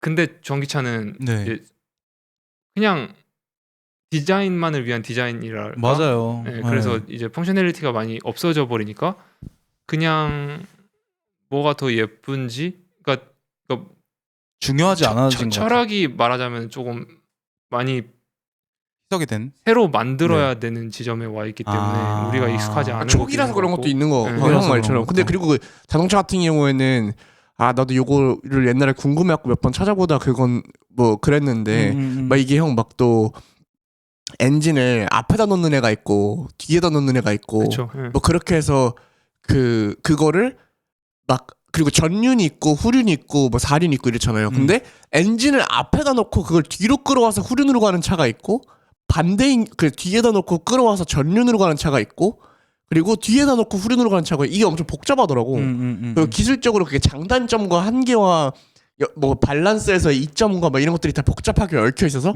이거를 해결했을 때도 그 감동이 있는 것 같아. 자동차 마니아들 사이에서는. 그치. 그래서 나오는 독특한 형태가 또 있고. 그쵸.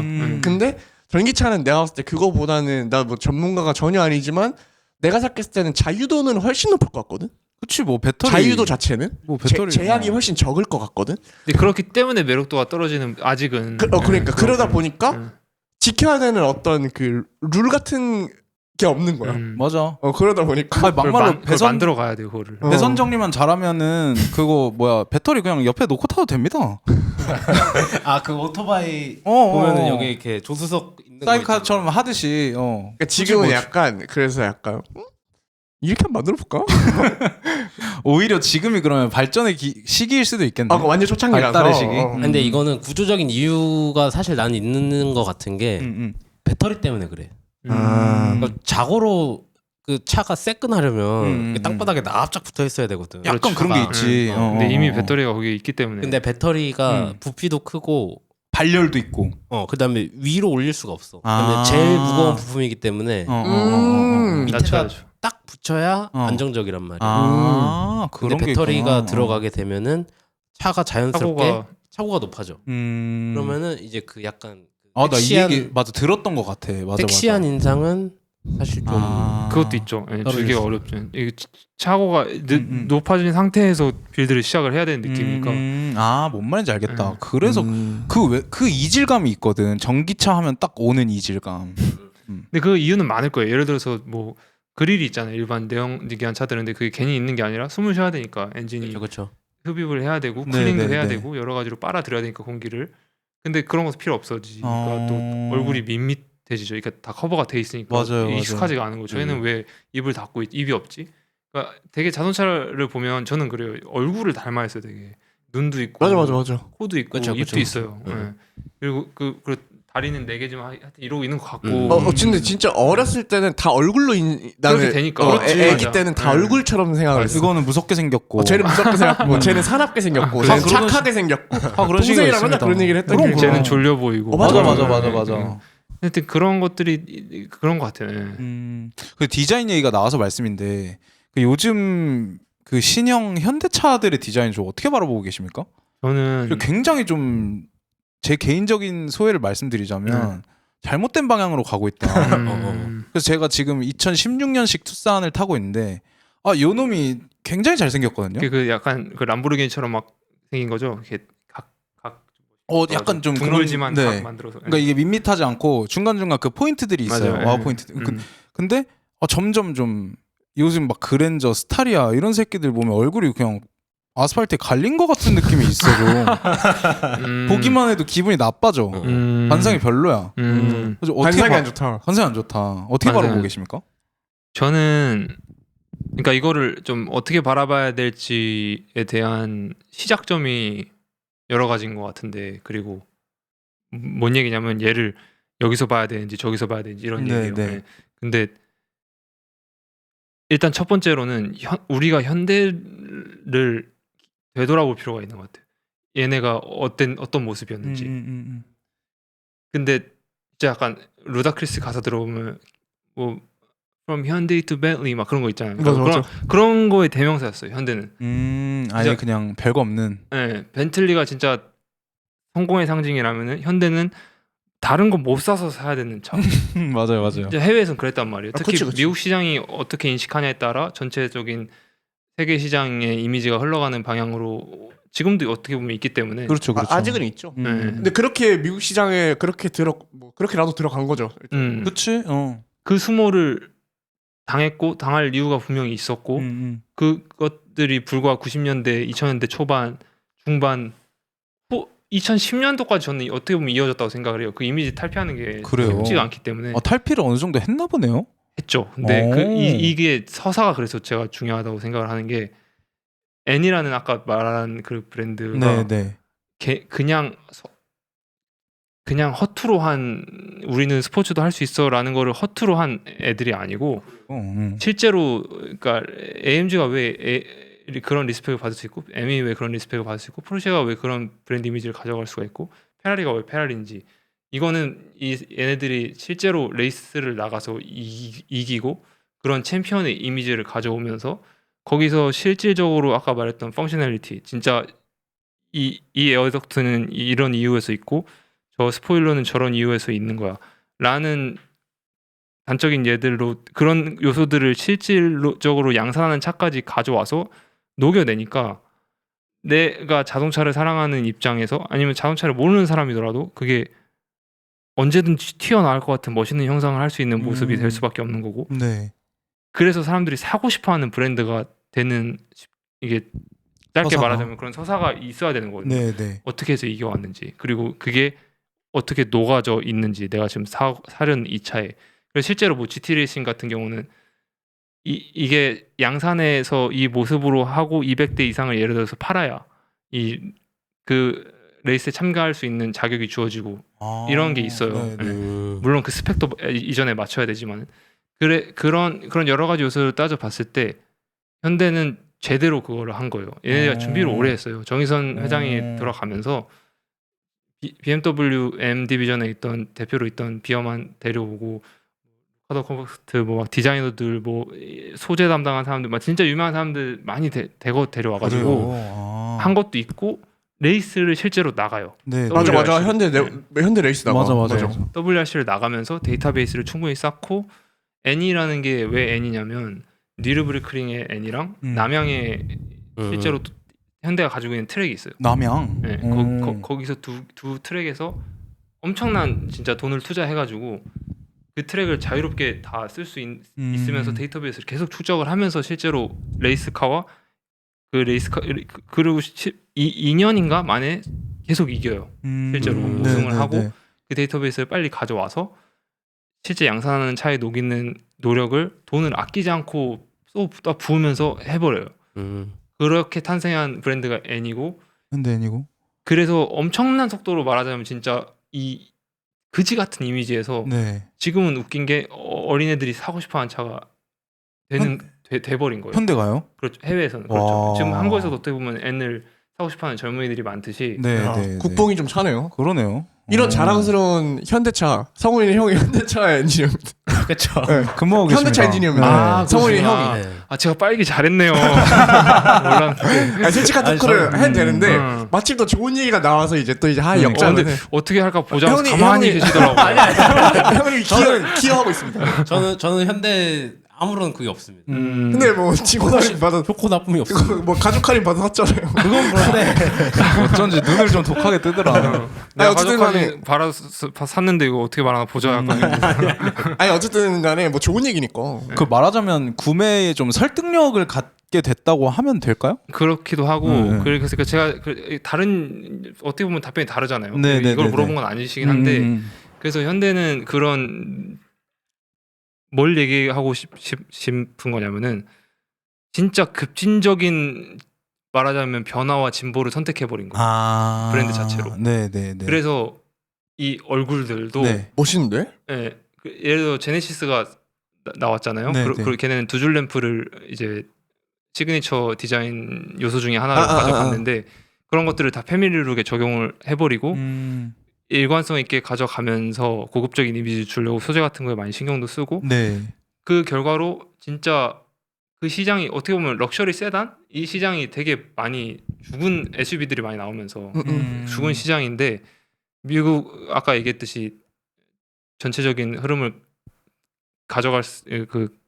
이끌 수밖에 없는 미국 시장에서 진짜 몇 년 만에 막 400, 500% 성장하고 진짜 말도 안 되게 그러고 그래요? 있단 말이에요. 현대가? 외국 애들 은근히 제네시스 현대인 거 잘 모르는 거 많더라고요. 그게 또 좋은 거기도 해요. 어떻게 좋은 보면. 거죠. 네, 그러니까 왜냐면은 그 잘한 거죠. 그 맞아요. 이미지 메이킹을 네. 어떻게 나눈 거니까. 맞아요. 그런 그 뭐라 그럴까. 렉서스를 탈 때 도요타 생각이 안 나듯이. 그러니까. 맞아요, 그래서 맞아요. 그렇게 맞아요. 저는 솔직히 그 브랜드 런칭한다고 했을 때 이거 되겠냐? 현대는 토요타가 애초에 아닌데 네. 아, 좀 회의적으로 말아보셨구나. 네. 그런 의심을 많이 가지고 근데 응원했죠. 네, 당연히 네. 왜냐면 우리나라 브랜드고 잘 됐으면 좋겠고 하지만 이게 지금 너무 이른 거 아닌가? 지금 뭐 렉서스랑 아무것도 근데 형 없이. 렉서스랑 혼다 아니에요? 렉서스랑 토요타고 이제 혼다랑 그래? 아큐라. 예, 그렇게. 아 내가 헷갈렸구나. 아 렉서스랑 토요타예요. 저는 왜 나는 렉서스랑 혼다인 줄 알았어. 그럴 수 잘못 있죠. 알고 있었어. 그것도 몰랐어. 근데 하여튼 아큐라도 보면은 망했거든요. 어떻게 보면 망했다고 하긴 좀 그렇지만 어려움을 겪고 있거든요 지금.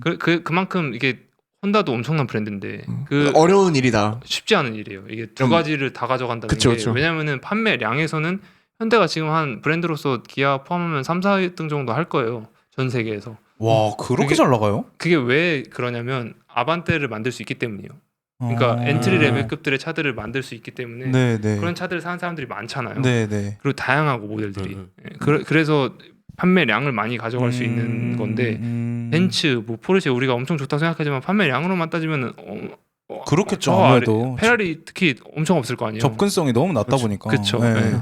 근데 그거를 가져가면서 고급 맞아. 브랜드도 가져갈 수 있는 거는 진짜 좀 대단한 역량이긴 하네요. 네, 그렇게 진짜 들으니까. 특별한 브랜드만이 근데 할 수 있는 건데. 엄청 그 든든한 그 국밥 같은 그지 그 아반떼 같은 그러니까 로드카에서 완전 그 뭐라 그럴까 그러니까 절대 무너지지 않는 확실한 그 나의 그 주종목이 있으니까 약간 근데 그걸 바탕으로 또 진보하고 제투하고 약간 이런 멋있네. 음. 이렇게 그래- 쭉 네, 말씀. 그래서 결국 그 원래 질문에 대한 답을 답하자면 네, 이런 네. 눈으로 저는 볼 수밖에 없거든요. 현대를. 그렇게 봤을 때 현대는 지금 적어도 이 디자인이 객관적으로 주관적으로 마음에 드냐 안 드냐는 다를 수 있지만 확실한 건 다른 차 브랜드랑 달라요. 자기만의 색깔이 분명히 생겨버렸고 제네시스를 그래서 예를 든 거고 그 두줄 램프 같은. 그래서 보면은 호불호는 있을 수 있지만 얘는 현대다 라는 게 그리고 해외에서 다른 그 급들의 다른 애들하고 비교를 해보면 확실히 이 미래지향적인 느낌이 나요. 아, 그래요. 네, 그런 어떤 방향성을 분명히 가지고 가기 때문에 일관성 있게 음. 저는 전체적으로 그래서 좋게 봅니다. 좋게 보시고 네. 이렇게 길게 얘기를 듣고 나니까 생각이 안 바뀝니다. 그래도 못 생겼어요. 근데 나는 비슷한 의견이거든요. 이거 우리 형이 현대차를 다녀서가 아니고 아 형분이 다니신다고? 네네. 아, 그 예전에 지금의 룩이 잡히기 전에 현대의 차 디자인을 보면은 사실 모난 데는 없는 것 같은데 근데 그렇다고 해서 얘가 기억에 남느냐 이런 느낌은 사실 또 아니었던 것 같고 그러니까 그건 맞아요. 네. 디자인으로 욕먹기 싫어서 약간 사람들이 싫어하는 것만 이렇게 싹싹싹 비껴간 느낌이죠. 근데 저 기억에 남는 그 진짜 예뻤던 차는 있어요. 옛날에 그 구화방은 뭔가 그 시절에 구화방 죽입니다. 구화방 그 진짜 동그란 거. 뭔가 유독 걔는 좀 잘 만들었어요. 그때도 예쁘다 생각했고 네. 지금 봐도 예쁘고. 기가 막혀요. 구화방 진짜. 현대는 제 생각에 현대 플래그십은 아반떼예요. 그래서 아반떼는 항상 잘 근데 만들었던 것 같아요. 구화방은 뭔가 이렇게 오랜만에 보면은 근데 저번에 너네한테 한번 얘기하지 않았냐? 오랜만에 구화방 빨간 색깔 구화방 지나가는 거 봤는데 아니, 포르쉐 느낌 나. 그리고 맞아 포르쉐 느낌 나고 몰드가 그 옛날 애플 마우스도 좀 생각나고 그치. 오 약간 깔끔해요, 맞아요. 약간 턴이 이렇게 예쁘지. 맞아 어쨌든 간에 그래요. 맞아. 제가 개인적으로 현대에서 그 정말 그리워하고 있는 차는 그 왜 뭐죠? 미쓰비시인가요? 거기서 따와가지고 그 각진 SUV였는데. 현대요? 네. 그 이름이 뭐지? 그 쌍용 무쏘 말고 그때 이제 무쏘도 멋있는 차인데 무쏘 멋있는데 나는 좀 무쏘를 나는 멋진 차라고 생각하는 이유가 저는 무쏘 멋있다고 생각하는 이유가 무쏘가 그때 당시에 옛날 광고가 있었는데 그 무쏘가 그때 메르세데스 엔진을 가져와서 탑재를 한 차였어요. 맞아. 쌍용이 협업을 많이 했어. 벤츠랑. 쌍용이 은근히 또 그때 욕심이 많고 이렇게 진보하고 싶어하는 이미지의 회사였고 그래서 공격적으로 막 그런 시도들을 하는데 쌍용 어쨌든 간에 그래서 실제로 그 메르세데스 엔진을 갖고 와서 탑재를 한 차였고 광고에서도 아예 그걸 캐치프레이즈로 넣었어. 무쏘는 뭐 벤츠 엔진이다. 뭐 이렇게 아예 그걸 넣었어. 그리고 광고를 보면은 코뿔소랑 같이 그게 졸라 간지났어. 이게 진짜 개멋있었고 맞아. 그리고 실제로 무쏘가 내구도 레이스 같은 국제 레이스를 많이 나갔어. 그래서 수상도 많이 하고 쌍용이 그 레이스를 참여를 그때도 현대가 그때 하고 있었는지 모르겠는데 국내 브랜드 중에서 가장 활발하게 국제 레이스를 뛰고 이랬던 차로 알고 있어요. 그리고 막 어쨌든 간에 좀 그 멋있는 차였어. 그 앞에 그리고 막 그 뭐라 해야지? 충각이라고 해야 되나? 그거 달려 있고 막. 맞아. 좀 그러니까 그 약간 진짜 테스토스테론 나오는 디자인. 아니 쌍용이 멋있는 거 많이 만들어. 공격적인 디자인. 저기 뭐지 갑자기 블랭크 됐다. 그 투도 SUV 있잖아요. 쌍용 뭐죠? 형이 생각하는 게 아마 네. 쌍용 코란도 말씀하시는 코란도. 거. 코란도가 개멋있는 차죠. 그렇죠. 코란도는 뭐가 특징이냐면 제가 알기로는 코란도가 여태까지 나왔던 자동차들 중에서 부품수가 제일 적을 거예요. 근데 그게 왜 중요하냐면 너네 왜 그런 얘기 들어본 적 있지 않아? 저기 그 모래동네에 저기 아랍 쪽에 모래동네 AK47? AK47이 테러범들이 다 AK47 쓰는 이유가 맞아. 그게 부품수가 제일 적은 총이라 갖고 기능 고장도 없고. 그래서 모래에다가 막 파묻히고 다 고장나도 막 그 꼬맹이 테러범들도 맞아. 좀만 배우면은 정비하고 분해했다가 조립하고 이게 용이하다는 거야. 근데 코란도가 그런 차라서 자동차 중에서 제일 부품이 적어서 막 그 모래바닥을 휩쓸고 다녀도 고장이 안 난다 이거야. 실제로 진짜 혁명적인 기술이었다 이거야. 실제로 진짜 얼마 전까지만 해도 많이 보였어요. 근데 옛날 코란도가 멋있었는데. 네. 옛날 코란도. 근데 요새 막 그게 폐차를 하면 정부에서 돈을 주는 맞아요. 그게 생기고 나서부터 네. 많이 없어진 것 같긴 한데 고장나서 없어진 건 아닌 것 같거든요. 걔네가. 그게 벌써 막 20년 하여튼 가도 되게 많이 보이는 애들은 맞아. 그만큼 내구성이 있구나라고 그런 게 추측해볼 수 낭만이 있는데 있었는데. 아까 말씀드리려고 했던 차는 갤로퍼입니다. 갤로퍼. 근데 갤로퍼 디자인 진짜 기가 막혀요. 기가 막히죠. 그게. 지금 뭐 요새 막 다시 만들어가지고 그러더라고요. 팔고 그러는데. 그거 그야말로 진짜 새끈 빠끈입니다. 그 갤로퍼는. 꼭 다시 나왔으면 하는 차인데 이제는 그게 뭐 이제 막 공기 역학적으로도 그런 각진 디자인이나 이런 게 좀 많이 불리하다고 그래서 거의 사장된 디자인이라고. 이게 그러니까 그런 게 있어요. 갤로퍼도 그런 것 중에 하나일 것 같은데 저는 충분히 다시 그 이름을 쓰면서 신모델을 낼 수 있다고 생각하거든요. 여력이 생기면. 네. 공기 역학이고 이런 거 뭐 최대한 맞추면서 근데 이제 부담이 되겠지 현대도. 어떤 부담이죠? 그 오리지널이 너무 뛰어나기 때문에 그리고 전설처럼 있었다가 없어진 놈을 다시 가져오려면 어떻게 할지에 대한 구상. 근데 저는 하고 있을 거라고 생각을 해요 사실. 그래서 그 얘기가 막 나왔었어요. 옛날 그 모델들의 오마주를 해갖고 디자인을 해서 뭐 산타페든 뭐 이런 거에 뭐 결합을 시키겠다 이런 얘기가 작년 초인가 좀 제가 한동안 그래서 저는 차에 별로 관심이 없는 편인데도 그 갤로퍼를 개조해 갖고 타고 다니시는 분들이 계세요. 지금도. 그래서 그거 진짜 돈을 좀 모으면은 이거를 한번 사볼까? 사보고 왜냐면 싶다. 너무 이 디자인적으로 진짜 제 이상에 가까운 차여가지고. 근데 뭐 이제는 그 마음을 좀 접긴 했지만 관리나 이런 부분에서 너무 어렵고.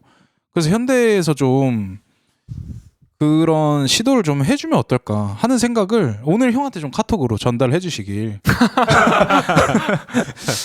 아니 근데 그 건의하시라고. 양산차는 아닌데 그 네. N74 있잖아요 현대.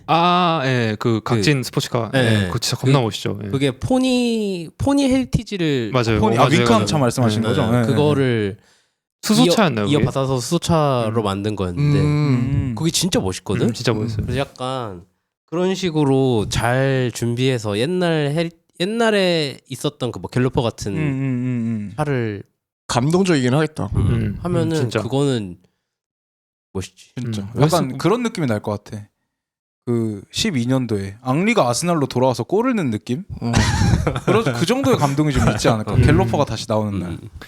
그 이제 약간 저는 명분이 멋있을 네. 것 같아요, 진짜. 명분이. 예, 뭐냐면 예를 들어서 스토리는 스토리라인 죽인다. 그러니까 산타페가 이번에 디자인이 각지게 나오면서 호불호가 많이 갈리고 왜 뭐 이렇게 저 디스커버리 아세요, 랜드로버? 네, 너무 멋있잖아요. 예, 네. 그 조선 디스커버리라고 이렇게 맞아요, 놀림도 맞아요. 많이 받고 했는데 근데 진짜 조선 디스커버리를 제대로 만들 수 있는 명분의 서사가 있잖아, 갤러퍼 같은 거는. 그렇죠. 그러니까 와. 더 그런 식으로 아예 가버리면은 멋있지 않을까. 그 정도가 그 날이 온다면 나는 현대가 진짜 한 단계 더 발전하는 그런 헤리티지를 가진 브랜드가 될 수 있지 않을까. 근데 저는 감히 그렇게 주시를 요새는 하고 있지 네. 않지만 제 네. 최근까지도 느꼈던 게 진짜 나날이 눈에 띄게 발전하고 발전하는 있다.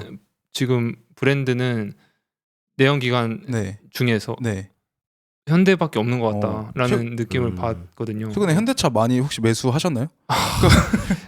그거는 사실 개인적인 사정 때문에 네. 저는 진짜 일찍이부터 많이 모았는데 아 진짜요? 어쩔 수 없이 진짜 형? 몰랐어요 저는. 저는 이 지금 제가 말씀드리는 이 서사가 네네. 지극히 개인적인 이유도 있는 겁니다. 그러니까 현대의 진심인 남자. 그러네. 그거를 미리 멋있다. 좀 봤어요. 저는. 그러니까 형 현대 형이 그러니까 약간의 그게 있네. 믿는 거네 약간. 그렇죠. 회사로서. 그래서 따져 봤을 때도 근데 아이오닉 브랜드도 런칭을 하면서 그것도 보이는 거예요. 약간 애플과 삼성이 두 개만 남았잖아요. 모토로라, 노키아, 뭐 LG 뭐 다 폰 만들다가 없어졌잖아요. 네, 이젠 다. 그 라인으로 가게 된다면은 가장 가능성 있는 게 물론 말했듯이 페라리 이런 애들 계속 있겠지만 거의 다 없어지고 투톤만 남는다고 가정을 해봐도 현대 테슬라가 가능성이 크지 않을까? 그 정도입니까? 처음엔 저는 그 생각으로 와. 그래서 전기차로 변환도 이동도 가능하고 네. 이 내연기관도 진짜 이제 여러 가지로 꼭지점을 찾아가고 있고 일본 차들은 이렇게 되고 있는데 혼자서 올라가고 있고 완전 그 매니악한 뭐 스포츠카나 뭐 이렇게 레이싱에 치중하고 뭐 이런 회사들 제외하고 로드카 시장에서는 맞아요. 네, 일반적인 그렇게. 사람들이 많이 살 수 있는 차 시장에서는 나날이 진짜 눈에 띄게 발전을 하는 유일한 앤데 전기차까지 가장 빨리 챙기고 있는 녀석이었어요. 그 당시 때만 해도. 지금도 그런 것 같고. 예. 대단합니다. 수소차도 만들고 막 그러니까 여유가 되게 빨리 하면서도 여유롭게 느껴져요. 보면. 예. 좀 자부심이 좀 생겼어요. 충분히 저는 가져도 된다고 네. 생각. 이제는. 제가 타고 있는 저희 현대 투싼에도 자부심이 좀 생겼습니다. 좋네요. 네. 저 좀 그런 게 좀 있었거든요. 우리나라 그러니까 차 알못으로서 막 그런 말 너무 많잖아. 뭐 현기차, 막 흉기차니, 너무 안 좋니. 막 그 네이버 이제 그 자동차 많죠. 그 토론 거기 가면은 거기도 장난 아니거든요. 현대기아 되게 안 좋아하고 쉐보레 되게 좋아하고 그러거든. 거기도 이제 그 싫어하신다는 거른다 이런 거. 네, 맞아요. 현대기아차 왜 타냐고 막 그런 말들을 많이 들어왔고 주눅이 들 때도 있었는데 자부심이 좀 느껴집니다. 그런데 나는 우리나라에서 현기차가 그 이미지가 안 좋은 이유가 뭐 여러 가지가 있겠지만 나는 내 생각에 무시할 수 없는 이유 중 하나가 택시인 것 같거든. 그치, 다 소나타니까. 택시 브랜드가 택시하면 소나타니까. 나 중국에 살 때 거기는 택시가 다 폭스바겐 거였어. 그래? 그래서 나는 폭스바겐이 그때 신기하다. 어렸을 때였으니까 폭스바겐이 나는 되게 저렴한 가성비 있는 차 브랜드인 줄 알았단 말이야. 그 생각해보니까 나 중국 차 브랜드가 생각이 안 나냐? 없어서 그래요. 없어. 그러니까 없기 때문에 이제야 와서 생긴 거 전기차 브랜드 말고는 사실 내연기관으로 그것도 신기하네. 어떻게 중국에 차 브랜드가 없지? 하지만 작업하면. 벤츠도 이제 지리자동차가 대주고 아 그래요. 네, 그런 게 그런 있구나. 식으로 이제 많이들 매수를 하고 네. 뭐 폭스바겐이 근데. 네. 그렇죠. 지금 볼보나 볼보도 이제 뭐 그쵸. 그렇고 그런 거죠. 근데 폭스바겐이었는데? 폭스바겐이었는데 난 그래서 어. 폭스바겐이 되게 저렴한 이미지 안 좋은 차 브랜드인 줄 알았어. 그거를 그 기억을 생각해 보니까 택시가 그러니까 차 도로 위에서 너무 많이 보이면은 어쨌든 그 브랜드 이미지에는 난 희소성이 엄청 중요한 그럴 수도 있어요. 그럴 수 요소라고 있어. 생각하거든. 도로 위에 너무 많이 보이니까. 근데 뭐 택시면 택시를 빼도 많긴 하겠다. 택시 다 빼. 아 근데 또 다른 생각도 약간 드는 게 물론 핸드폰 시장에야 뭐 애플하고 삼성밖에 없긴 하지만 그렇다고 애플을 사람들이 다 쓴다고 애플의 브랜드 이미지가 그렇게 막 정확해요. 낮아지는 건 아닌데 이것도 말이 되는 게 독일에서는 벤츠 쓰거든요 택시로. 맞아. 그건 네. 또 맞아. 네. 그런 그래요? 얘기 하더라. 독일 사람 그렇죠. 그 형 누구지? 아 어떤 외국인 유명한 방송인 있는데 자동차 오타쿠 독일 외국인 있어요. 근데 한국말 엄청 잘하고 한국 방송 많이 나오는데 그 사람이 자동차를 엄청 좋아해서 자동차 유튜브를 한단 말이야. 자동차에만 포커싱 유튜브 하는데 그 사람이 그 얘기하는 거 봤어. 독일은 택시 다 벤츠라고. 그렇기 때문에 이게 그러니까 택시에 대한 이미지도 어떻게 보면 또 중요한 것 같고 맞아. 그 나라마다 다르니까 저희는 또 택시 이미지가 좋진 않잖아요. 완전 그 미친놈 깡패 이미지가 있기 때문에 도로 그렇기 위에서 때문에 또 그런 것도 한몫하는 거고 이게 닭이 먼저냐 알이 먼저냐 이런 느낌의 맞아요. 질문일 수 있을 네. 것 같아요. 미국에서도 운전을 해보셨고 네. 한국에서도 운전을 해보셨잖아요. 네. 좀 뭐 어떻게 좀 다른가요? 좀 전반적인 차이가 있다면? 솔직히 한국에서 운전하는 거 좀 어떻게 보고 계세요? 많이 다른데 네. 이해는 가요. 그러니까 너무 좁은데 차들이 많이 모여 있다 너무 좁아. 보니까 너무 많기도 하고. 네.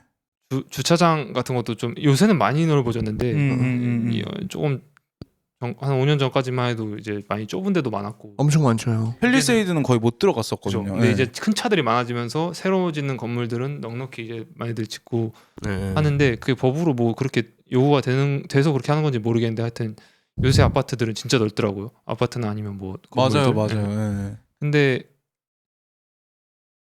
잠깐만 질문이 뭐였죠? 그 한국에서의 어떤 운전 아 문화라고 해야 될까요? 그래서 이제 그런 거나 아니면 그래서 이제 말하자면 간격이 좁은 것 같아요. 저희 나라는 이제 앞차랑 간격도 되게 좁게 똥꼬 딴다고 네. 하는. 근데 그럴 수밖에 없는 환경인 것 같고 미국은 그렇게 좀 이렇게 널널하게 널찍널찍하니까. 가는데 그러니까 네. 물론 도시마다 또 뉴욕 가면 막 장난 없어요. 근데 그치. LA도 막 트래픽 엄청 나고 한데 그 대부분 이제 좀 텅텅 빈 곳들이 많이 있는 곳들이 많아서 그리고 주차장은 어디가 조금씩 넓어요. 그 큰 트럭들 막 이런 게 너무 많으니까 그래서 다 앞으로 주차합니다. 그냥 그래요. 그냥 생각 없이 앞으로 가서 그냥 바꿔버려요. 그리고 나올 때 그뭐 형 이거 많던데 약간 그 생선 가시처럼 이렇게 V자로 주죠. 그것도 다 앞으로 들어가요. 그리고 네. 그리고 옆으로 조금씩 다 돼 있어도 그냥 앞으로 들어가고 다 그렇게 돼 있고 뭐 별거 아닌 것 같지만은 근데 그러니까 이상한 사람들은 다 있어요. 그래요. 네, 이상한 사람 다 있고 뭐 이상하게 운전하는 사람도 다 있고 별거 아닌 걸로 막 지랄하는 사람들도 있고 저는 운전하다가 총도 경험 당해봤어요. 아우 진짜요? 이거 어디서 해요, 형 이거는? 이거는 아니겠지? 제가 미국 성수동에서 장난이고 그 미국에서 미국 살 때는 아니고 이제 다시 놀러 가가지고 근데 이게 나는 그 뭐야 LA 얘기인지 어딘지가 궁금한 거야. 동네가 궁금한 거.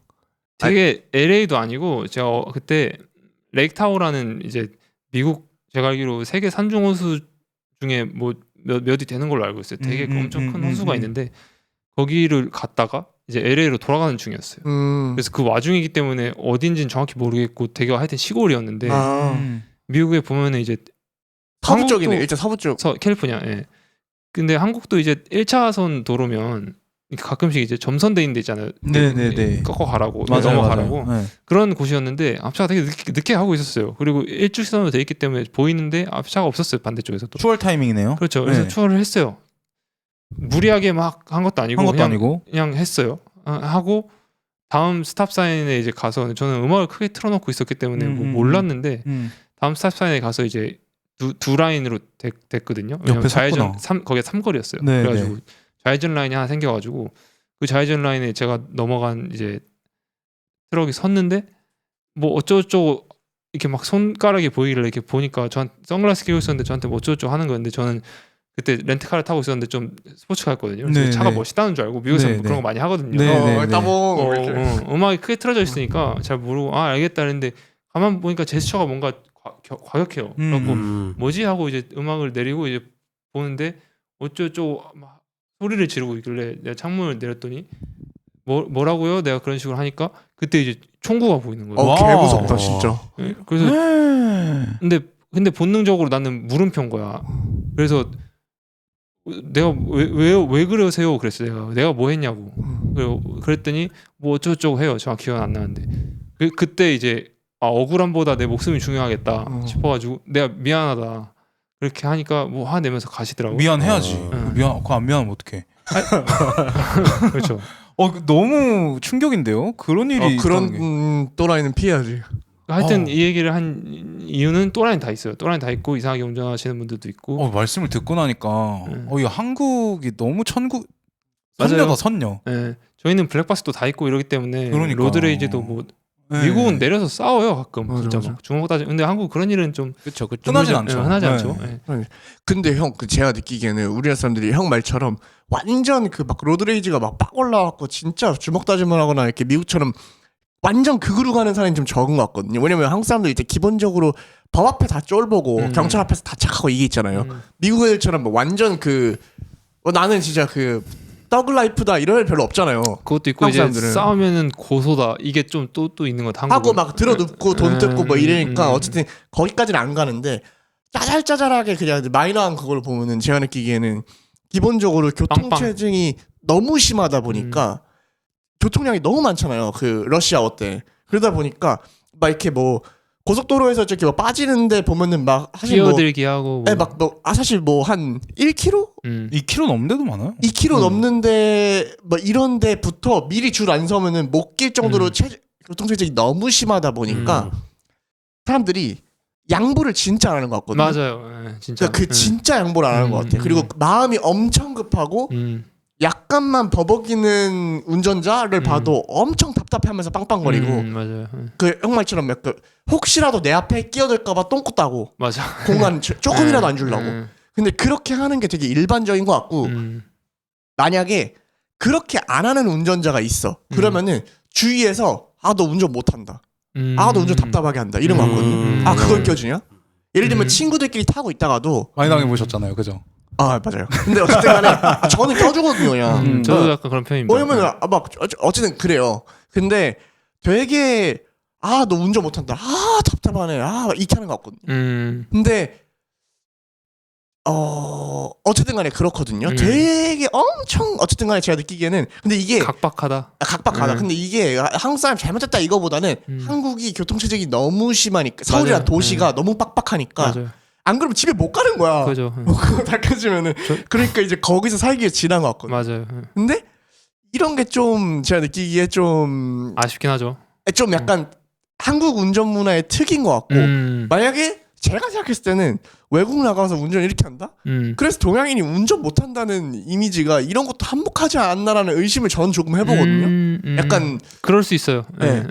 약간 제 생각에는 그러니까 배려 없는 거 약간 맞아요. 급한 거가 남들 눈에는 위험하게 하는 것처럼 보일 수도 맞아요. 있고 그게 제 생각에는 그럴 수 있어요. 한 나는- 요소가 될 수 있어요. 저희 그냥 학설입니다. 근데 나는 이게 환경적인 측면이 진짜 주요 원인이구나라고만은 또 생각할 수 없는 게 이제 나는 뭐 친가든 외가든 이렇게 지방을 가도 지방 공도에서 달릴 때도 많단 말이야. 그냥 뭐 잠깐 놀러 갔다거나. 근데 그런 데는 진짜 서울만큼의 트래픽잼이 전혀 없는데도 불구하고 그렇지. 이게 그러니까 할아버지들 어떤 한 사례만 트랙터 놓고 타고 딱 이렇게 다니시는 맞아.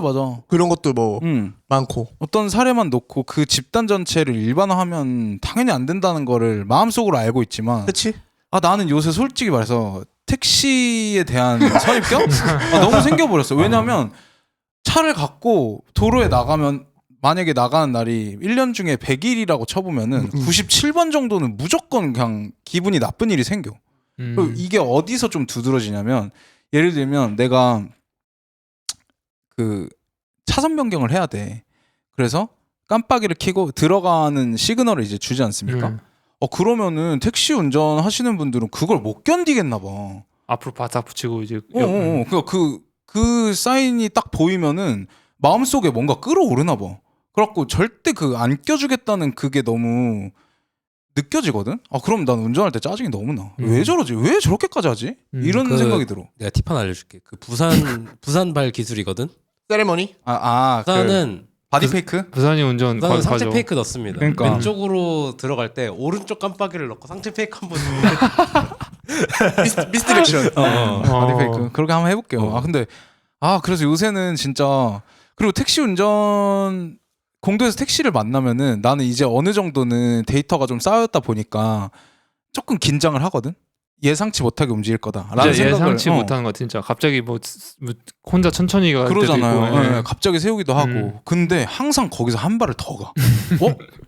나 이 정도까지는 예상했는데 이거는 몰랐는데 이게 맨날 그럴 때 맨날 있어요. 새로운 거야. 하나 있어요.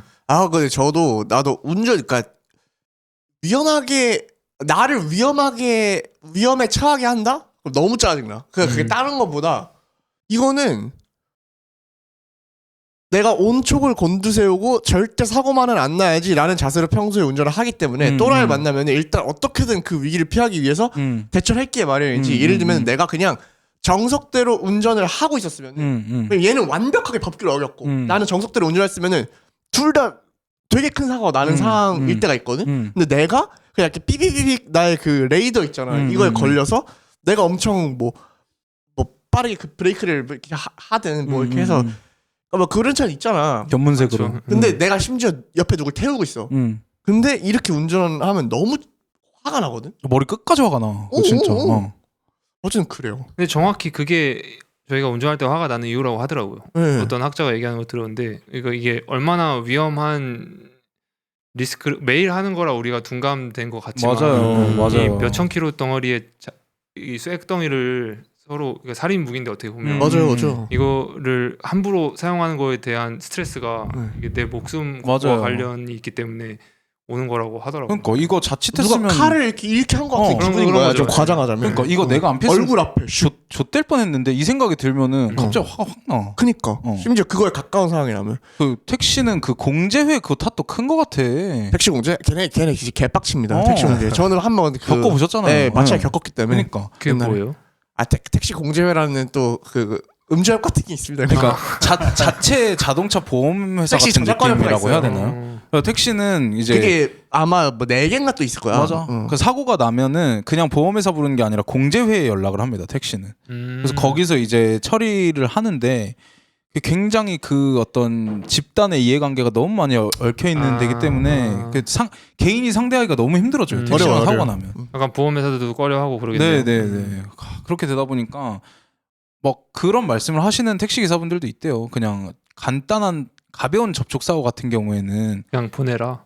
그냥 내버리고 일반 개인 차랑 그냥 내버리고 며칠 쉬면은 이거 공제회에서 저게 다 해주는데 내가 더 많이 받는데 택시한테 일부러 그래서 사고를 약간 내라 이런 식으로. 네 그렇게 하시는 분들도 있다고 하네요. 아무튼 힘듭니다. 택시 운전사분들 만나면은 진짜 힘들어요. 좀 택시가 쉽지 않죠. 택시가 한국은 진짜 택시가 음주운전 진짜 많이 합니다.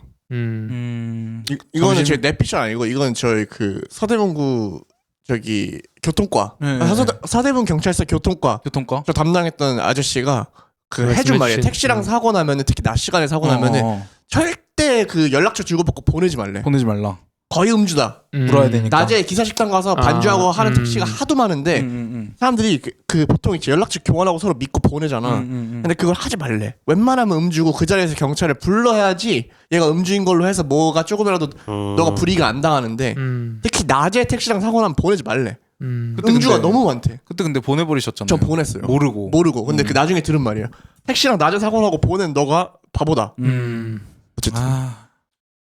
뭐 위험한 발언일 수 있겠지만 저는 하루빨리 리프트랑 우버가 들어와서 그러니까 제가 그 말을 하려고 맞아. 했어요. 여기도 너무 독점 시장이어갖고 공정한 경쟁을 하는 그런 대한민국 사회 저는 꿈꿔봅니다. 그러니까 고이면 썩는다. 그리고 그게 진짜 소비자 친화적. 그러니까 기업들이 경쟁을 해야 소비자들은 편하거든. 맞아요. 그거 맞죠? 그래갖고 너무 움직이지 않는 물체 같은 느낌이 맞아요. 들어가지고 진짜. 근데 그거 들어오려면 또 해결해야 될 숙제들이 더 많아. 맞아요. 아니 근데 내가 볼 때는 그거야. 그것만 해결하면 돼.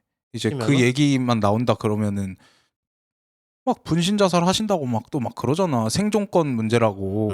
그렇지. 그거 아니면 우리나라 우버는 이미 들어왔지 뭐. 그것도 퍼포먼스적인 부분도 문제가 되지만은 음. 실제로 수가 너무 많대요. 너무 많아요. 그래서 그게 진짜 표기 때문에 양쪽 사이드에서 다 못 건드는 부분 중에 하나라고 하더라고요. 네. 그러니까 이것도 진짜 좀 사회 문제긴 해. 서울에서는 개인 택시 면허를 안 준 지 한참 됐는데도 그래서 그거 개인 택시를 내가 음. 오픈하고 싶으면 그걸 갖고 있던 사람한테 사야 되는데 판매하는 거야. 1억 정도야. 그게 1억 정도라고 하더라고. 그러다 그러니까. 보니까 지금 상황에서 택시를 시작하려고 그렇게 그 돈을 준 사람들은 본인이 이제 억울한 입장인 것도 이해는 되지. 그런 그러니까 거는. 그거 딱 이거예요. 그 계곡에서 백숙 파는데 마지막에 잡은. 맞아. 그 권리금 내가 4천만 원 내고 들어왔다 이거야. 근데 불법이긴 하지만 내가 여기서 장사 1년밖에 안 했으니까 좀만 더 봐줘라 이거야. 그러니까 그렇게 해서 백숙집 그러니까 비싸게 권리금 4천만 원 내고 들어왔으니까 나는 닭 한 마리에 백숙 한 20만 원 해야 되는 거야. 그렇게 해서 팔고 있었는데 옆에 BBQ가 들어온대. 진짜 정확한 비유다. BBQ 들어오면 나 죽는다고. 그러니까 죽을 거라고. 죽을 거라고. 아 너무 답답합니다. 저는 진짜. 이거 진짜 해결을 했으면 좋겠는 게 일단 뭐 환경 얘기 할 거면 해야 된다고 생각해요 진짜. 그 차가 훨씬 줄어들 거 아니에요 그러면. 그럼요. 몇십만 대라고 하는데 그분들은 어딜 갈 필요가 있어서 나와 계신 분들이 아니잖아 어떻게 보면. 맞아요. 택시. 네, 항상 항시 나와 있는 차들을 어떻게 보면 효과적으로 자연스럽게 줄일 수 있는 기회인데 그러면 교통체증도 해결되고 이점이 될 게 너무 많은데 물론 일시적인 어떤 부작용도 있겠지만 피해 보시는 분들도 계시고 일자리 문제도 있을 그죠? 테고. 네, 어떻게든 조금씩이라도 해결을 해. 그러니까 안 할 이유가 너무 없는 문제가 아닌가 그럴 것 지금 같아요. 와서는. 그러니까 네. 진짜 그런 것 같아요. 너무 좀 건강한 도로 위의 문화를 만들기 위해서 꼭 하나만 강조하고 싶으신 게 있다면 뭘까요? 건강한 다시 도로 위에 어떤 주행 문화. 주행 문화요? 네. 그냥 조금 더 너무 추상적인가? 네. 양보하는 마음. 네, 여유로웠으면 좋겠어요. 그러니까 내가 저 입장이 돼볼 때도 있고, 맞아요. 네, 다 해보잖아요. 네, 네. 근데 그러면은 그렇게 한 번씩이라도 생각해보면은 제가 좀 급한가 보다, 혹은 뭐 길을 잘못 들어섰나 보다, 뭐가 됐건 그렇게 이해해 주려는 조금 마음이 있으면 좋을 것 같은데 의식적으로. 저 새끼 약간 이렇게 돼버리면은 이제 어차피 나만 기분 나빠지고. 맞아. 네. 그런데 괜히 그거를 스스로 갉아먹는 태도를 갖지는 않아도 되지 않을까. 말씀하신 대로 진짜 위협을 가하는 그런 순간에 나오는 본능적인 화가 아닌 이상 그거를 억누르라는 건 아닌데 양보할 수 있는 건 좀 해주고 그래야 나도 기분 좋고 그 사람도 기분 좋고. 맞아요. 깜빡이 고맙다는 깜빡이 보면 그래도 좀 귀엽잖아요. 네. 맞아요. 윙크 해주고 것 같고. 맞아. 알겠어. 그러면 또 기분 좋죠 서로. 그죠? 약간 풀려.